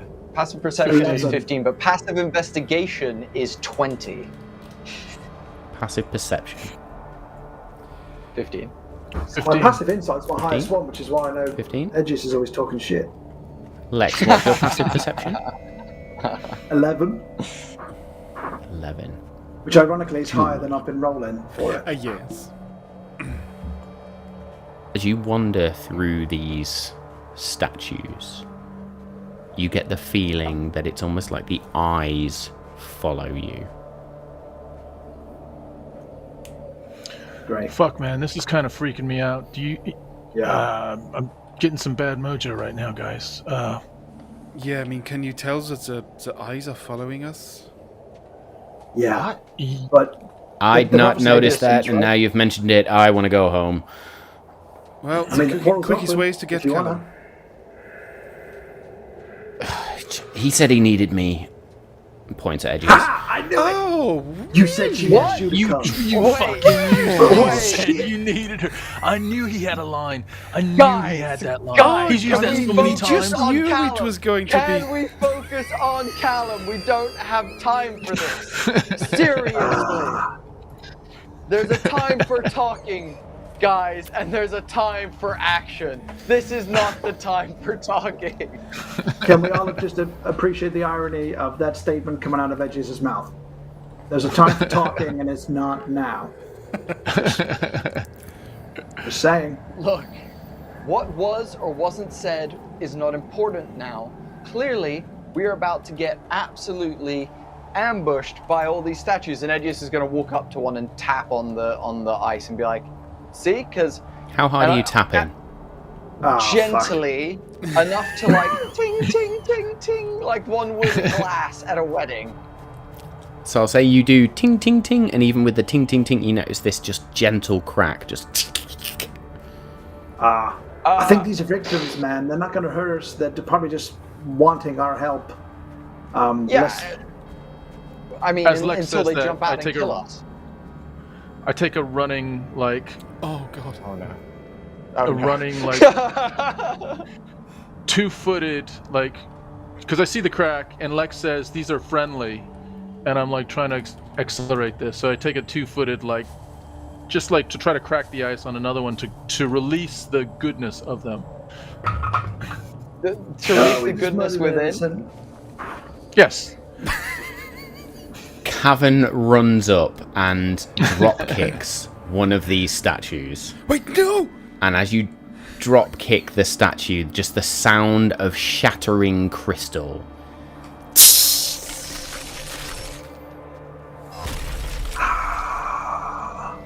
And this statue just falls into shards that then just melt away. Oh, no. No, Drew, you said Callum was a statue. Let's just break all of these. Callum might be in one of these. That's what happened. That's what's going They on. just disintegrated.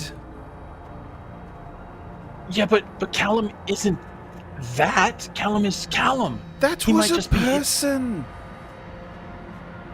No, Callum is one of those. What you've just obliterated, Callum is one of those. We touch Callum like that and he's dead forever.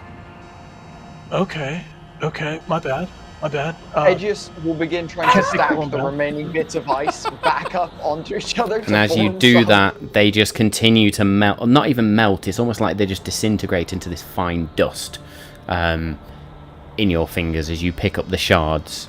Lex, As you then where's look that back at your jug? hands, you notice your hands are covered with slick red liquid. Lex, where's the jug? Lex, where's the jug? Lex, get the fucking jug. I'm gonna. Oh my god. I think that it's a futile effort at this point. They're Oh, gone. well, why am I still holding it then? He's gonna drop it and shake his hands and begin rubbing them through snow to try and remove any blood. And using the snow as like. So There's as a point now of these note, big let's be very, smears very of careful. red around.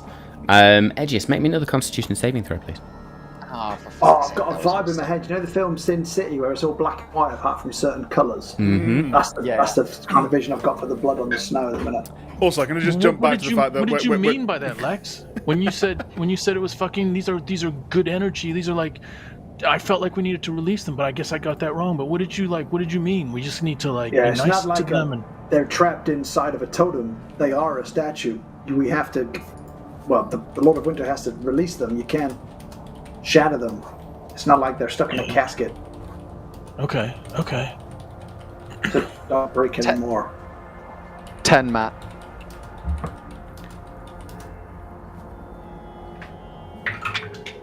You take 1 point of cold damage.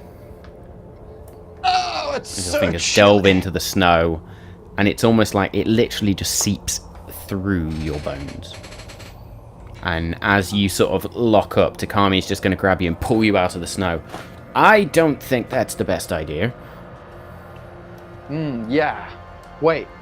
Can I make an investigation check to look at my finger and to see whether this is like fast-acting snow? Like if one were to plant oneself in a spot, would they begin to freeze like the statues that were around currently? Make me either an investigation check or an arcana check, please. That's a 26 dirty. You get the impression that if you touch the snow with bare skin or bare bone, you're very likely to suffer cold injuries, and potentially, if you have it connected for too long, yes, you may very well turn to ice. Lex, here, I've got some fingerless gloves. Protect your hands. Don't touch the thing with your skin. Sorry, what? No hand The legs. thing, they're fingerless. How is that going to protect me? Well, like your palms. Like it's getting 90% of the hand. Okay. It's your spellcasting hands. You know, you need them. Like for your like. For my... You see Dr. Takami Strange. take out some wrist wraps and hand wraps and just begins to wrap her hands as a boxer or a martial artist would, just to protect as much of her hands as possible. Oh well. Twofold. Let's keep going. Let's Castle go. it is. To the Castle castle. it is. So you wander closer to this wood then, and as you get closer... As we're walking, just off camera, I'll tell Takami what the rules of the Feywild are. Because she's likely to introduce herself. Her full name. That would have been fucking great to know before we stepped through the icy portal. Fuck me, guys. Well, I found out retrospectively, so you're welcome. Yes, we are all doomed. It is better for you not to be. So What do you mean you're all... Yeah. No, you already did... What? Which rule did you break? we I said gave thank names. you and he knows Thank my you. name. Yeah, all of that. I think we. Oh, I and think we we made did it. like So- 3 of the rules. We just wandered into here like metaphorically dicks on show. Yeah, well, Actually, Callum It's did kind of come our in here thing. with his dick out. Yeah, that's true. Yeah. That's a He story for did another that a time. lot, though. It was kind of normal. yeah. It's kind of Yeah. how we approach most of our problems. Dick out, you know, just kind of go for it. Pacing in the wind. You are the weirdest bunch of assholes I've ever met. Thank Says you. the lady with pink eyes and 8 arms. But okay. Yeah. Truth. You fit in real Yeah, we're- good. You're one You're of the one of crew. We're the kind of your assholes. assholes now. Oh god. She at that point is just going to turn and step towards the wood, and as you enter, you sort of take that first step beyond. This is almost like that first scene in Lion, the Witch and the Wardrobe, where the young girl steps into that wintry forest. And as you step forward, snow begins to just fall consistently through these trees. It wasn't snowing when you were outside this wood, but now it continues to snow, and it's almost like the trees murmur, whispers. You step through and follow this path in front of you. With a fairly high passive perception, does Jewel get any inclination as to what the murmurs are, or is it always inaudible or unintelligible is the better word? A number of them are inaudible, but then you get close to a particular tree that almost... It's not a tree, it's almost like made out of pure crystal. And it blocks the path in front of you. And that whisper that you hear, and then you all hear, I grow colder as my heart grows bolder, hardening as I weep. What am I? Fucking creep. What was the last line?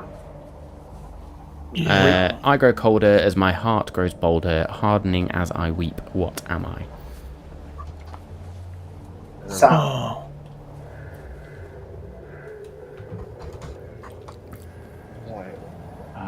Is it tree Right, who's made a guess there? Lex was a guess, Callum was a guess. Both of you, with incorrect guesses, Fuck. Fuck. it's 6 points of cold damage.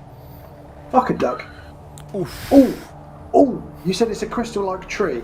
Does it resemble I did. any of...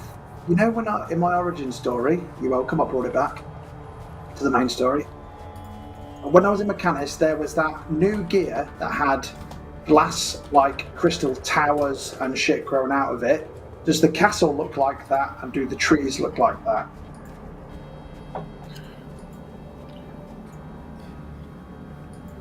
No. Ah, This is crystal. That was very much glass. I thought I was onto something then, Matthew. Take a point of so- inspiration for bringing back your origin story, however. Come on. Thank you. That's a good courtesy prize. I turn to Jewel and I say, I think it's a fucking riddle. It like punished me for saying, Okay. I guess what was. Well, Yeah, I don't know. Be Yeah, careful I can't remember. what you say, but can we all repeat the riddle, but do not say any of the answers that you're thinking of? And Joe will then pull out some parchment. If you have an idea, please write it down here. Can the tree read? Is that going to Takami. count as an incorrect guess? I don't want to... Takami repeats the riddle for you. She just sort of sidles up next to you. It was as I grow colder. I grow colder as my heart grows bolder. Hardening as I weep, what am I? I'm fucking awful at riddles, by the way. Feels like a river. I grow colder as I get bolder and weep. Maybe not.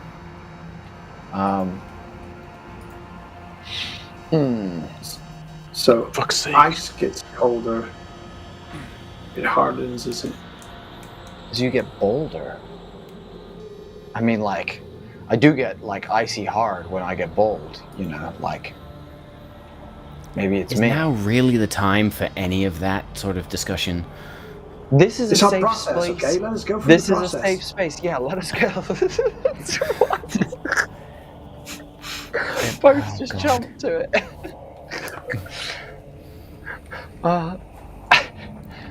As your heart grows bolder, sorry. Yes, I grow colder as my heart grows bolder, hardening as I weep, what am I? My heart. I think you might be on the right path. Is it? And then she writes down water on the parchment. Maybe. I was thinking an What- Edgius what writes thi- down a mountain, but spelt wrong. What things have hearts? Like, for example, an artichoke has a heart, right? Does a tree have a heart? There's got to be something that Let's has... take 3 points of cold damage. I'm not guessing. I'm conversing. Fuck you, You Forrest! can't. Fuck you! You can't Write it fucking. down. You can't say it out loud. Write Fuck it you, down. tree. God. Proper woodpecker comes to get you. Again, that whispering sort of just... I assume we're walking as we're going. No, I the assume tree we're going- blocks this your tree's path. blocking, so we are now Oh. standing around, now trying to work out what this is. Yeah, this is not a fun riddle to pass the time. Takami's gonna look down at the piece of paper and say, that particularly looks at Jules' writing. And how does that weep? And Edgius, this? Like, I don't see a weeping in any of this. Maybe a mountain. Is The it a heart of willow? a mountain grows colder as it gets bolder. A Edgius, mountain take becoming 5 bigger points and more of cold bold. damage, please. Fuck you, Forrest! Fuck you! Fuck you, Forrest! I have literally lost 10 hit points and I've moved 10 yards. This is not going well. Thanks for aid. Yeah, exactly. Okay, this is where the cast now sit in silence while they think about what is going to be. Well, I will say Come on, to chat. chat that, to Twitch chat, there are various options you can use with your Wrath Strike nuggets. which are to give people inspiration, for example, or to empower myself as the DM if you really wish to fuck these guys up. You've got your violent divinity, the instant success, etc. So if you wish to use those options, now is probably a moment to help our friends out. I bet Can I for do some obscure reason Matt has no answer to this and he's just waiting for a good enough one from us. So I think if we just really give it some welly, I think we can get through this, lads.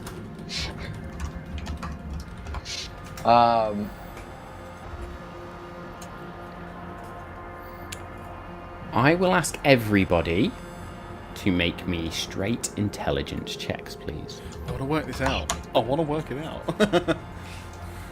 It's streamer brain. I rolled a 1. Intelligence checks. Oh my god, I also rolled a 1. Oh! 13. I still want to work it out. Intelligence.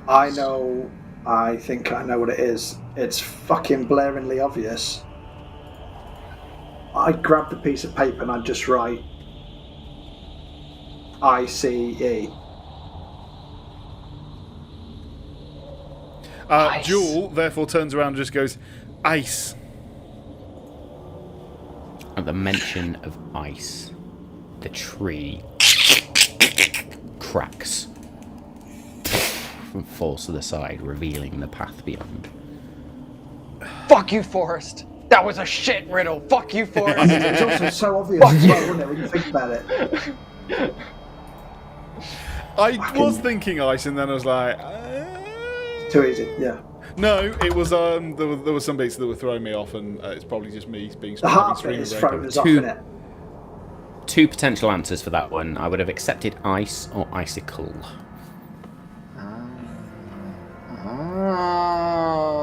Very good. Ice. That's smart, Matt. I like You it. No, continue that on icicle, your journey. I now get that. Yeah. Yeah. As, again, the trees, those whispers, and eventually you come to another obstruction in the path, which is this grand statue carved of pure white, solid snow and ice, and it looks like a cavalier horse. So there's a sort of a platform, and then carving of a horse and a grand knight with sword drawn atop as the horse rears back. And yet again, those whispers. And as you all listen out, armored in white, I stand all night and sleep melted by day. What am I? A snowman.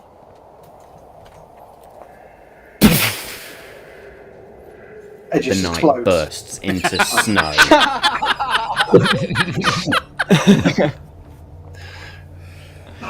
And your path is revealed.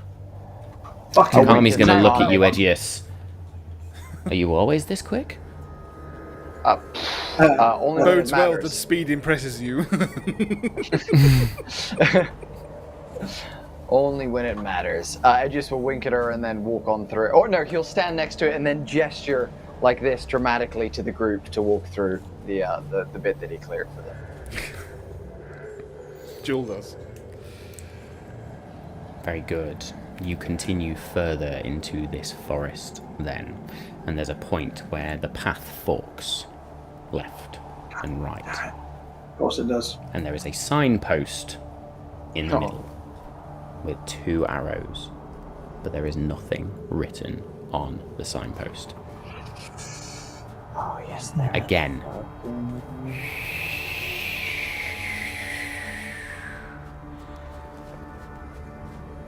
I begin where the path ends. I end where the path begins. I keep going, but never move. What am I? Annoying. The journey.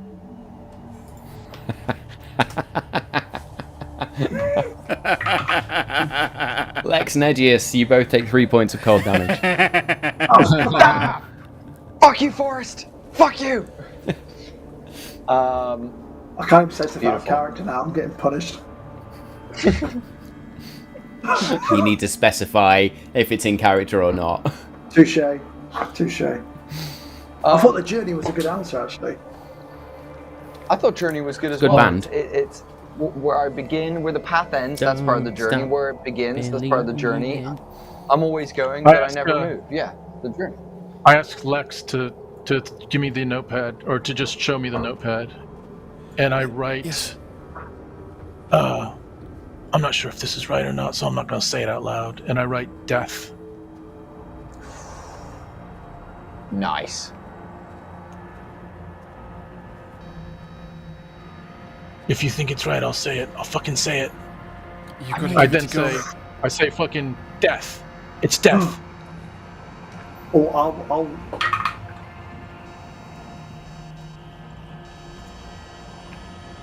go on. You're what? I was going to write something on the pad. Oh, right, okay. In which case, Kevin, you take 6 points of cold damage. I write time. Great guess, however. That was really cool. I write time on the piece of paper. Oh, it's fucking time, of course it Nice. is. Fuck's sake. Do you think? Yeah, Yeah. dude. Saying that one then. Takami, you say it. Takami. Hey, no, wait. Shh. Takami's turn. Oh, you want me to say it? Well, you've already. Yeah, I'm confident this is the one. Okay. You've got the most health. You're a tank. I'm down like, Take it. I've got my hands on my knees from the fucking pain. Yeah, your turn, Takami. Fuck.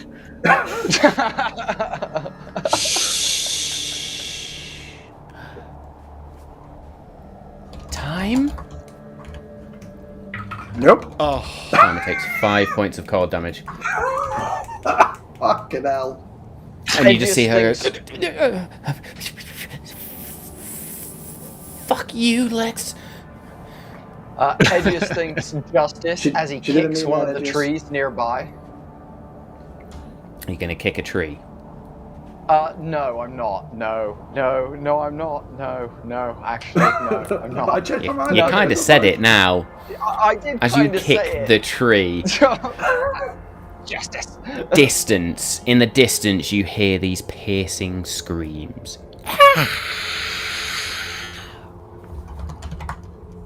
What the fuck is this place, Jewel? What the fuck do we get ourselves into here? we want to get Kevin. Look, you've just got to be careful with everything here. He is Kevin. Callum, That's Kevin. Are you okay, Joel? I'm fucking cold. It was a shiver. Yeah. We're a fucking. Everybody mess, make dude. me intelligence checks, please. Oh, Can I go up to it, Matt, and like I'm gonna go up to it and I'm gonna like try and feel for any sort of like carving or any sort of like I'm investigating the actual sign itself to see whether there's any sort of sign of like a switch that might turn the sign on, or anything that is that could aid us in making the sign work. Someone scratched the answer into the post because someone's been here before. Make me an investigation check, please. I've had a brainwave. Oh, nice. Okay. Did That's the last a time we had- 29. Yeah. I draw a loop, or I draw a circle on the piece of paper. Because I start where I end. I Okay. end where I start. My and go. I don't move, but keep going. A circle. Yeah. Fuck. 1 point of cold damage. Do you know what? I fucking thought I'd nailed that. then. That was fucking brilliant. Yeah, was that was good. banging. That's a Ouroboros great guess. style. I retire. Edgius, from riddle.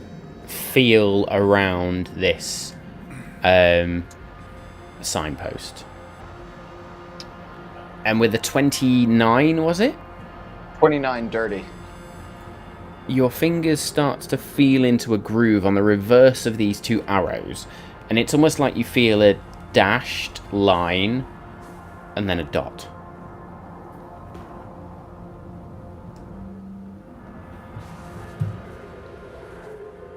Or a cross, I will say. So a cross and then a dot? No, a dashed line leading to a cross. A dashed line leading to a cross. And with that check, because you rolled so high, I'm also going to send you a quick DM's Whisper on Oh! a certain Should the message. answer on it, hopefully. Slide into my DMs. Go on. I reckon Aegeus will be like, Lex, you're a man of knowledge. Apparently not.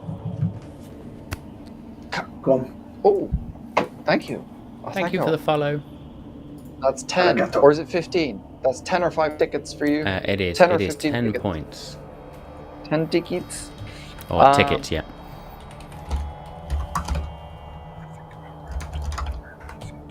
What's your thought process? Oh, well, so I was doing some like fiddling, classic Aegeus touch things before thinking about it, apparently, and I found this like dotted line that leads to a cross. Is that Braille? I mean, I'm definitely not able to read that. That's not in my languages. Calvin, have you ever seen a dotted line leading to a cross? Is it religious? I don't know, man. I don't know. I've never. I'm clueless on that one. Faith. Let's call damage, please, Jules. How many? We're gonna be dead. 5. 5. Fucking hell. Takami then, with her intelligence check, the minute you say, where do you see a dotted line leading to a cross, she is going to just literally snatches the pen, or pencil, whatever it is, and draws a square, and then like draws a triangle, and then a dotted line, and a cross, and then draws what looks like a lake or a wood and just these different landscape things, and then presents it to you and points. What is that? Oh, like X marks a spot, like it's a map. That's what I was gonna say. The minute you say map, the snow begins to sort of almost look like there's a finger inscribing or something, inscribing words on it, and you see amongst the two paths, also the arrows that point towards these two paths, there is one that says right and one that says wrong. Oh, for fuck's Left sake. is right, right is wrong. Whoa, wait. Well, of course it's what? right. Clearly, we've got to go right because it's wrong, and because it's right, it's the right way to go. I'm overthinking it. It's a double bluff. Wait, right is pointing left. No, right is No, pointing so right. the arrow that's Left. pointing to the left says right, the arrow that's pointing to the right says wrong. We gotta go left. It's the right way. Wait, right. Oh, fuck. I've got myself all fucked around now. Yes, the right way is the left way. Yeah, but So the right right is way wrong. is right. We The must right go is wrong. We did your riddle sign. What the bullshit is this? We're overthinking it. Let's go where it tells us to go, right? Let's go left. Okay. I mean left. God fucking damn it. Wait, are we going right? Left! Takami's rubbing her temples like, oh my god, my brain hurts. I've gone cross-eyed. Okay, Jules going to go left. I'll look I at just will start walking right and be like, "Oh, it was left." Okay, and then we'll change to Jules' path and follow Yeah, Jules. yeah. Yeah. Excellent stuff. But So you all continue on this journey left then. And you can start to see the trees beginning to thin out somewhat. And then you come to what looks like the edge of the wood, but your path is yet again blocked by this canopy almost of what look like frozen tree branches that just lay or sort of cascade in front of you, and the buds on these branches are all frozen into sort of these icy orbs, if you like. And again, and as you listen in, and Lex finds a frozen cat and chucks it. I just moved Joel out the way.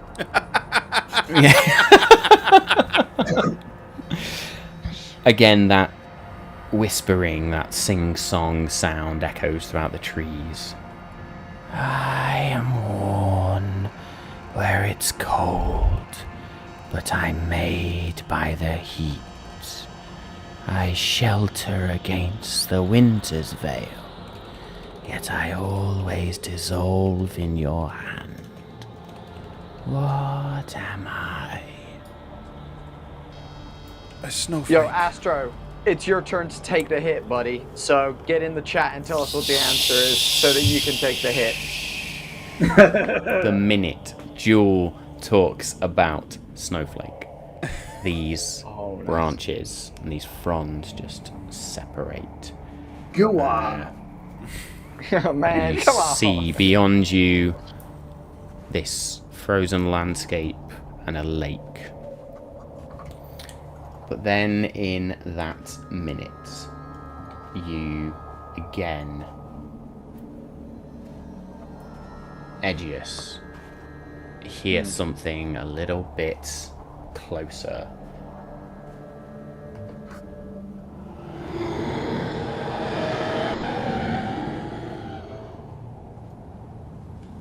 Out of the trees, 4 of these icy white ghost-like apparitions appear. Begin to move towards you. Run! Run across the lake! Run! Go! And Edgius will literally just high knees, start like full like sprint, pumping arms, and will just sprint out onto the lake, out of the woods, onto the lake. I start following at full pace, which I think I'm going to overtake him with feline agility.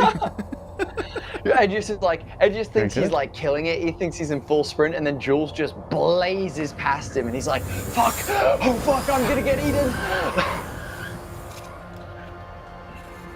With a flying speed of 60 feet, these creatures streak after you and then sort of swoop in front of you and then rear up in front of you. And as they do, they just open their mouths, and I apparently didn't quite get the right scream for this, so apparently we're just going to do this one. As they then scream out in front of you. And that, my friends, is where we are going to leave episode 64. They might just want to help with the riddles, guys. They might just, be frustrated. Yeah. They're stuck at the last riddle. Yeah, they're really pissed off. They're like, how did you Very find good. it? So there we go. we're not We even gonna are make deep it. into... You can't just descend into the domain of delight that is the Frostvale without some nasties catching you up. But there we go. That is our 4th anniversary episode. And what an episode it was. Thank you, Matt. Thank you again. No, thank you all. I also want to say another huge thank you to Tom and Bodhi, because what a year it has been. I said this earlier, but I am fully on board with the fact that this has been our most successful year as Malt and Magic ever. So thank you, because that is down a lot to you guys. Danny, Dave, like absolute stalwarts throughout the whole show. It would not happen without you two, so thank you so much. We're going to do a bit of a love-in session right now, as we appreciate each other. But I also want to give adding to that huge is thank you to chat as well, because chat's been great Absolutely, tonight. you beat Really me to great it tonight. Yeah. Yes, Astro. Fan out on the way. Yeah, In there. Ah, yes. Love it. Sorry, fan art earns extra tickets. So yeah, amazing. Thanks, Astro. I I also look forward to seeing it. Hashtag tag me. yeah, drop it in the Discord, put it on social media, hashtag Malt and Magic 4 years, all of that. But I also want to say a huge thank you also to all of the collaborators that we've worked with over the past 4 years. So BattleBards, Tabletop Audio for all the audio tracks and stuff like that. But primarily I want to thank Fletch at the Eldritch Press, Abby at Trade and Tested, Nikki, David, and Piotr over at Mystic Quill Collection. Sorry, Nikki, totally fucked that up. Who else? Sorry, the whole of the Homie and the Dude crew, because you're all there. Just for being amazing. We've got a lot to look forward to on Malt and Magic over the coming month or 2 months, not just with Campaign 2, but also with Dave stepping into the DM's chair, or Game Master's chair, I should say, as we delve into a brand new tabletop that none of us have ever played before, with Monster of the Week. And also, as we enter spooky season, a special Halloween episode of Call of Cthulhu. So, yes, if that is what sells your ship, then yeah, you've got all that to look forward to. I'm really psyched at the next couple of months. Yeah, it's gonna be fun. We're also in the early planning stages for a bumper episode with hopefully some representatives from those collaborators as guest stars. So yeah, look out for that as well. But ultimately, fucking a massive thank you, and again, happy 4 years, folks. I also just want to say from Hat D, like Tom and I literally said this earlier today. We were like, we just love being part of this team, and it's been such a pleasure and an honor to be, on the stream with you guys, hanging out, doing this every week, seeing you guys every week, and just becoming, firm friends. Having great memories with all of this. It's been freaking absolutely awesome, and like truly, Tom and I, we've had other people reach out. We've done guest spots on other people's stuff. People have asked us to come back, and we haven't, because it's just not been the one, and this one has been the one for us, and we just appreciate you guys infinitely. I hope you guys know that. And final thing I'll say as well is shout out to Astro, who is actually Max, who is someone we met at Gen Con. Shout out Max, you're a fucking legend. I appreciate it, dude. Max has been in the Hat D Discord server, being an absolute legend as well, sharing loads of content, loads of art and amazing stuff, and is an aspiring young GM who's on the way to becoming someone awesome. The art that Max is doing now and the skills that he already has are sick. He's going to be a fantastic GM at some point, and he's got a good example of Matt leading the helm up here. For sure. Awesome. I appreciate it. No, that is amazing to hear, Astro. So thank you for joining us. I'm going to say a thank you to everybody that has chatted tonight. So a massive thank you to Astro. A huge thank you to Taliloquy. I think I'm pronouncing that right. A thank you to who else? Andy from Editing for the follow Andy as from well. Editing, yes. A great name, by the way. Fucking love that. Data always. A huge thank you to Data. Data is an absolute stalwart. And to in the chat, all of our 139 followers and all the subscribers as well. Really, really thank you to those YouTube subscribers. That's just on here. Just on there, yeah. A huge thank you to our 400 TikTok followers as well, because that's nuts. And all of our Instagram followers, YouTube subscribers. A special shout out to all of the listeners of the podcast, because we know there's a lot of you, and we really, really appreciate you guys so much. Thanks for letting us come in your ears every week. Absolutely. Oh, every week. It's always glorious. Thanks. I was about to say, what's Danny going to tune in with? I was about to say it, and it was so good. It was so much better than I could have hoped. I will say, for anybody listening on the podcast, however, I know we've not done anything to sort of honour the podcast. It's really difficult to get those statistics out of the podcast around who's listening or doing those sorts of things. So please come and join us in the Discord server, or contribute on social media, or any of those sorts of things to earn your tickets, because we do not want to miss you out. It's just really difficult on that podcast audience. We do not get the individual statistics of who's listening. That being said, I think we have done enough loving now for the evening. So this has been Malt and Magic's 4-year anniversary. Dave, I don't know if you've got it geared up, but let's have the confetti. Oh, I've got no idea if this is going to work, Ooh. so let's find out. Drum roll. It's Drum roll. Gets hit in the face with. Hey! There cool, it very is. cool. There it is. Fantastic. Happy 4 years, my amazing friends and family. What a fucking episode. Look forward to next week, folks. But until then, stay safe. We've been the Malt and Magic crew, and we'll see you next time.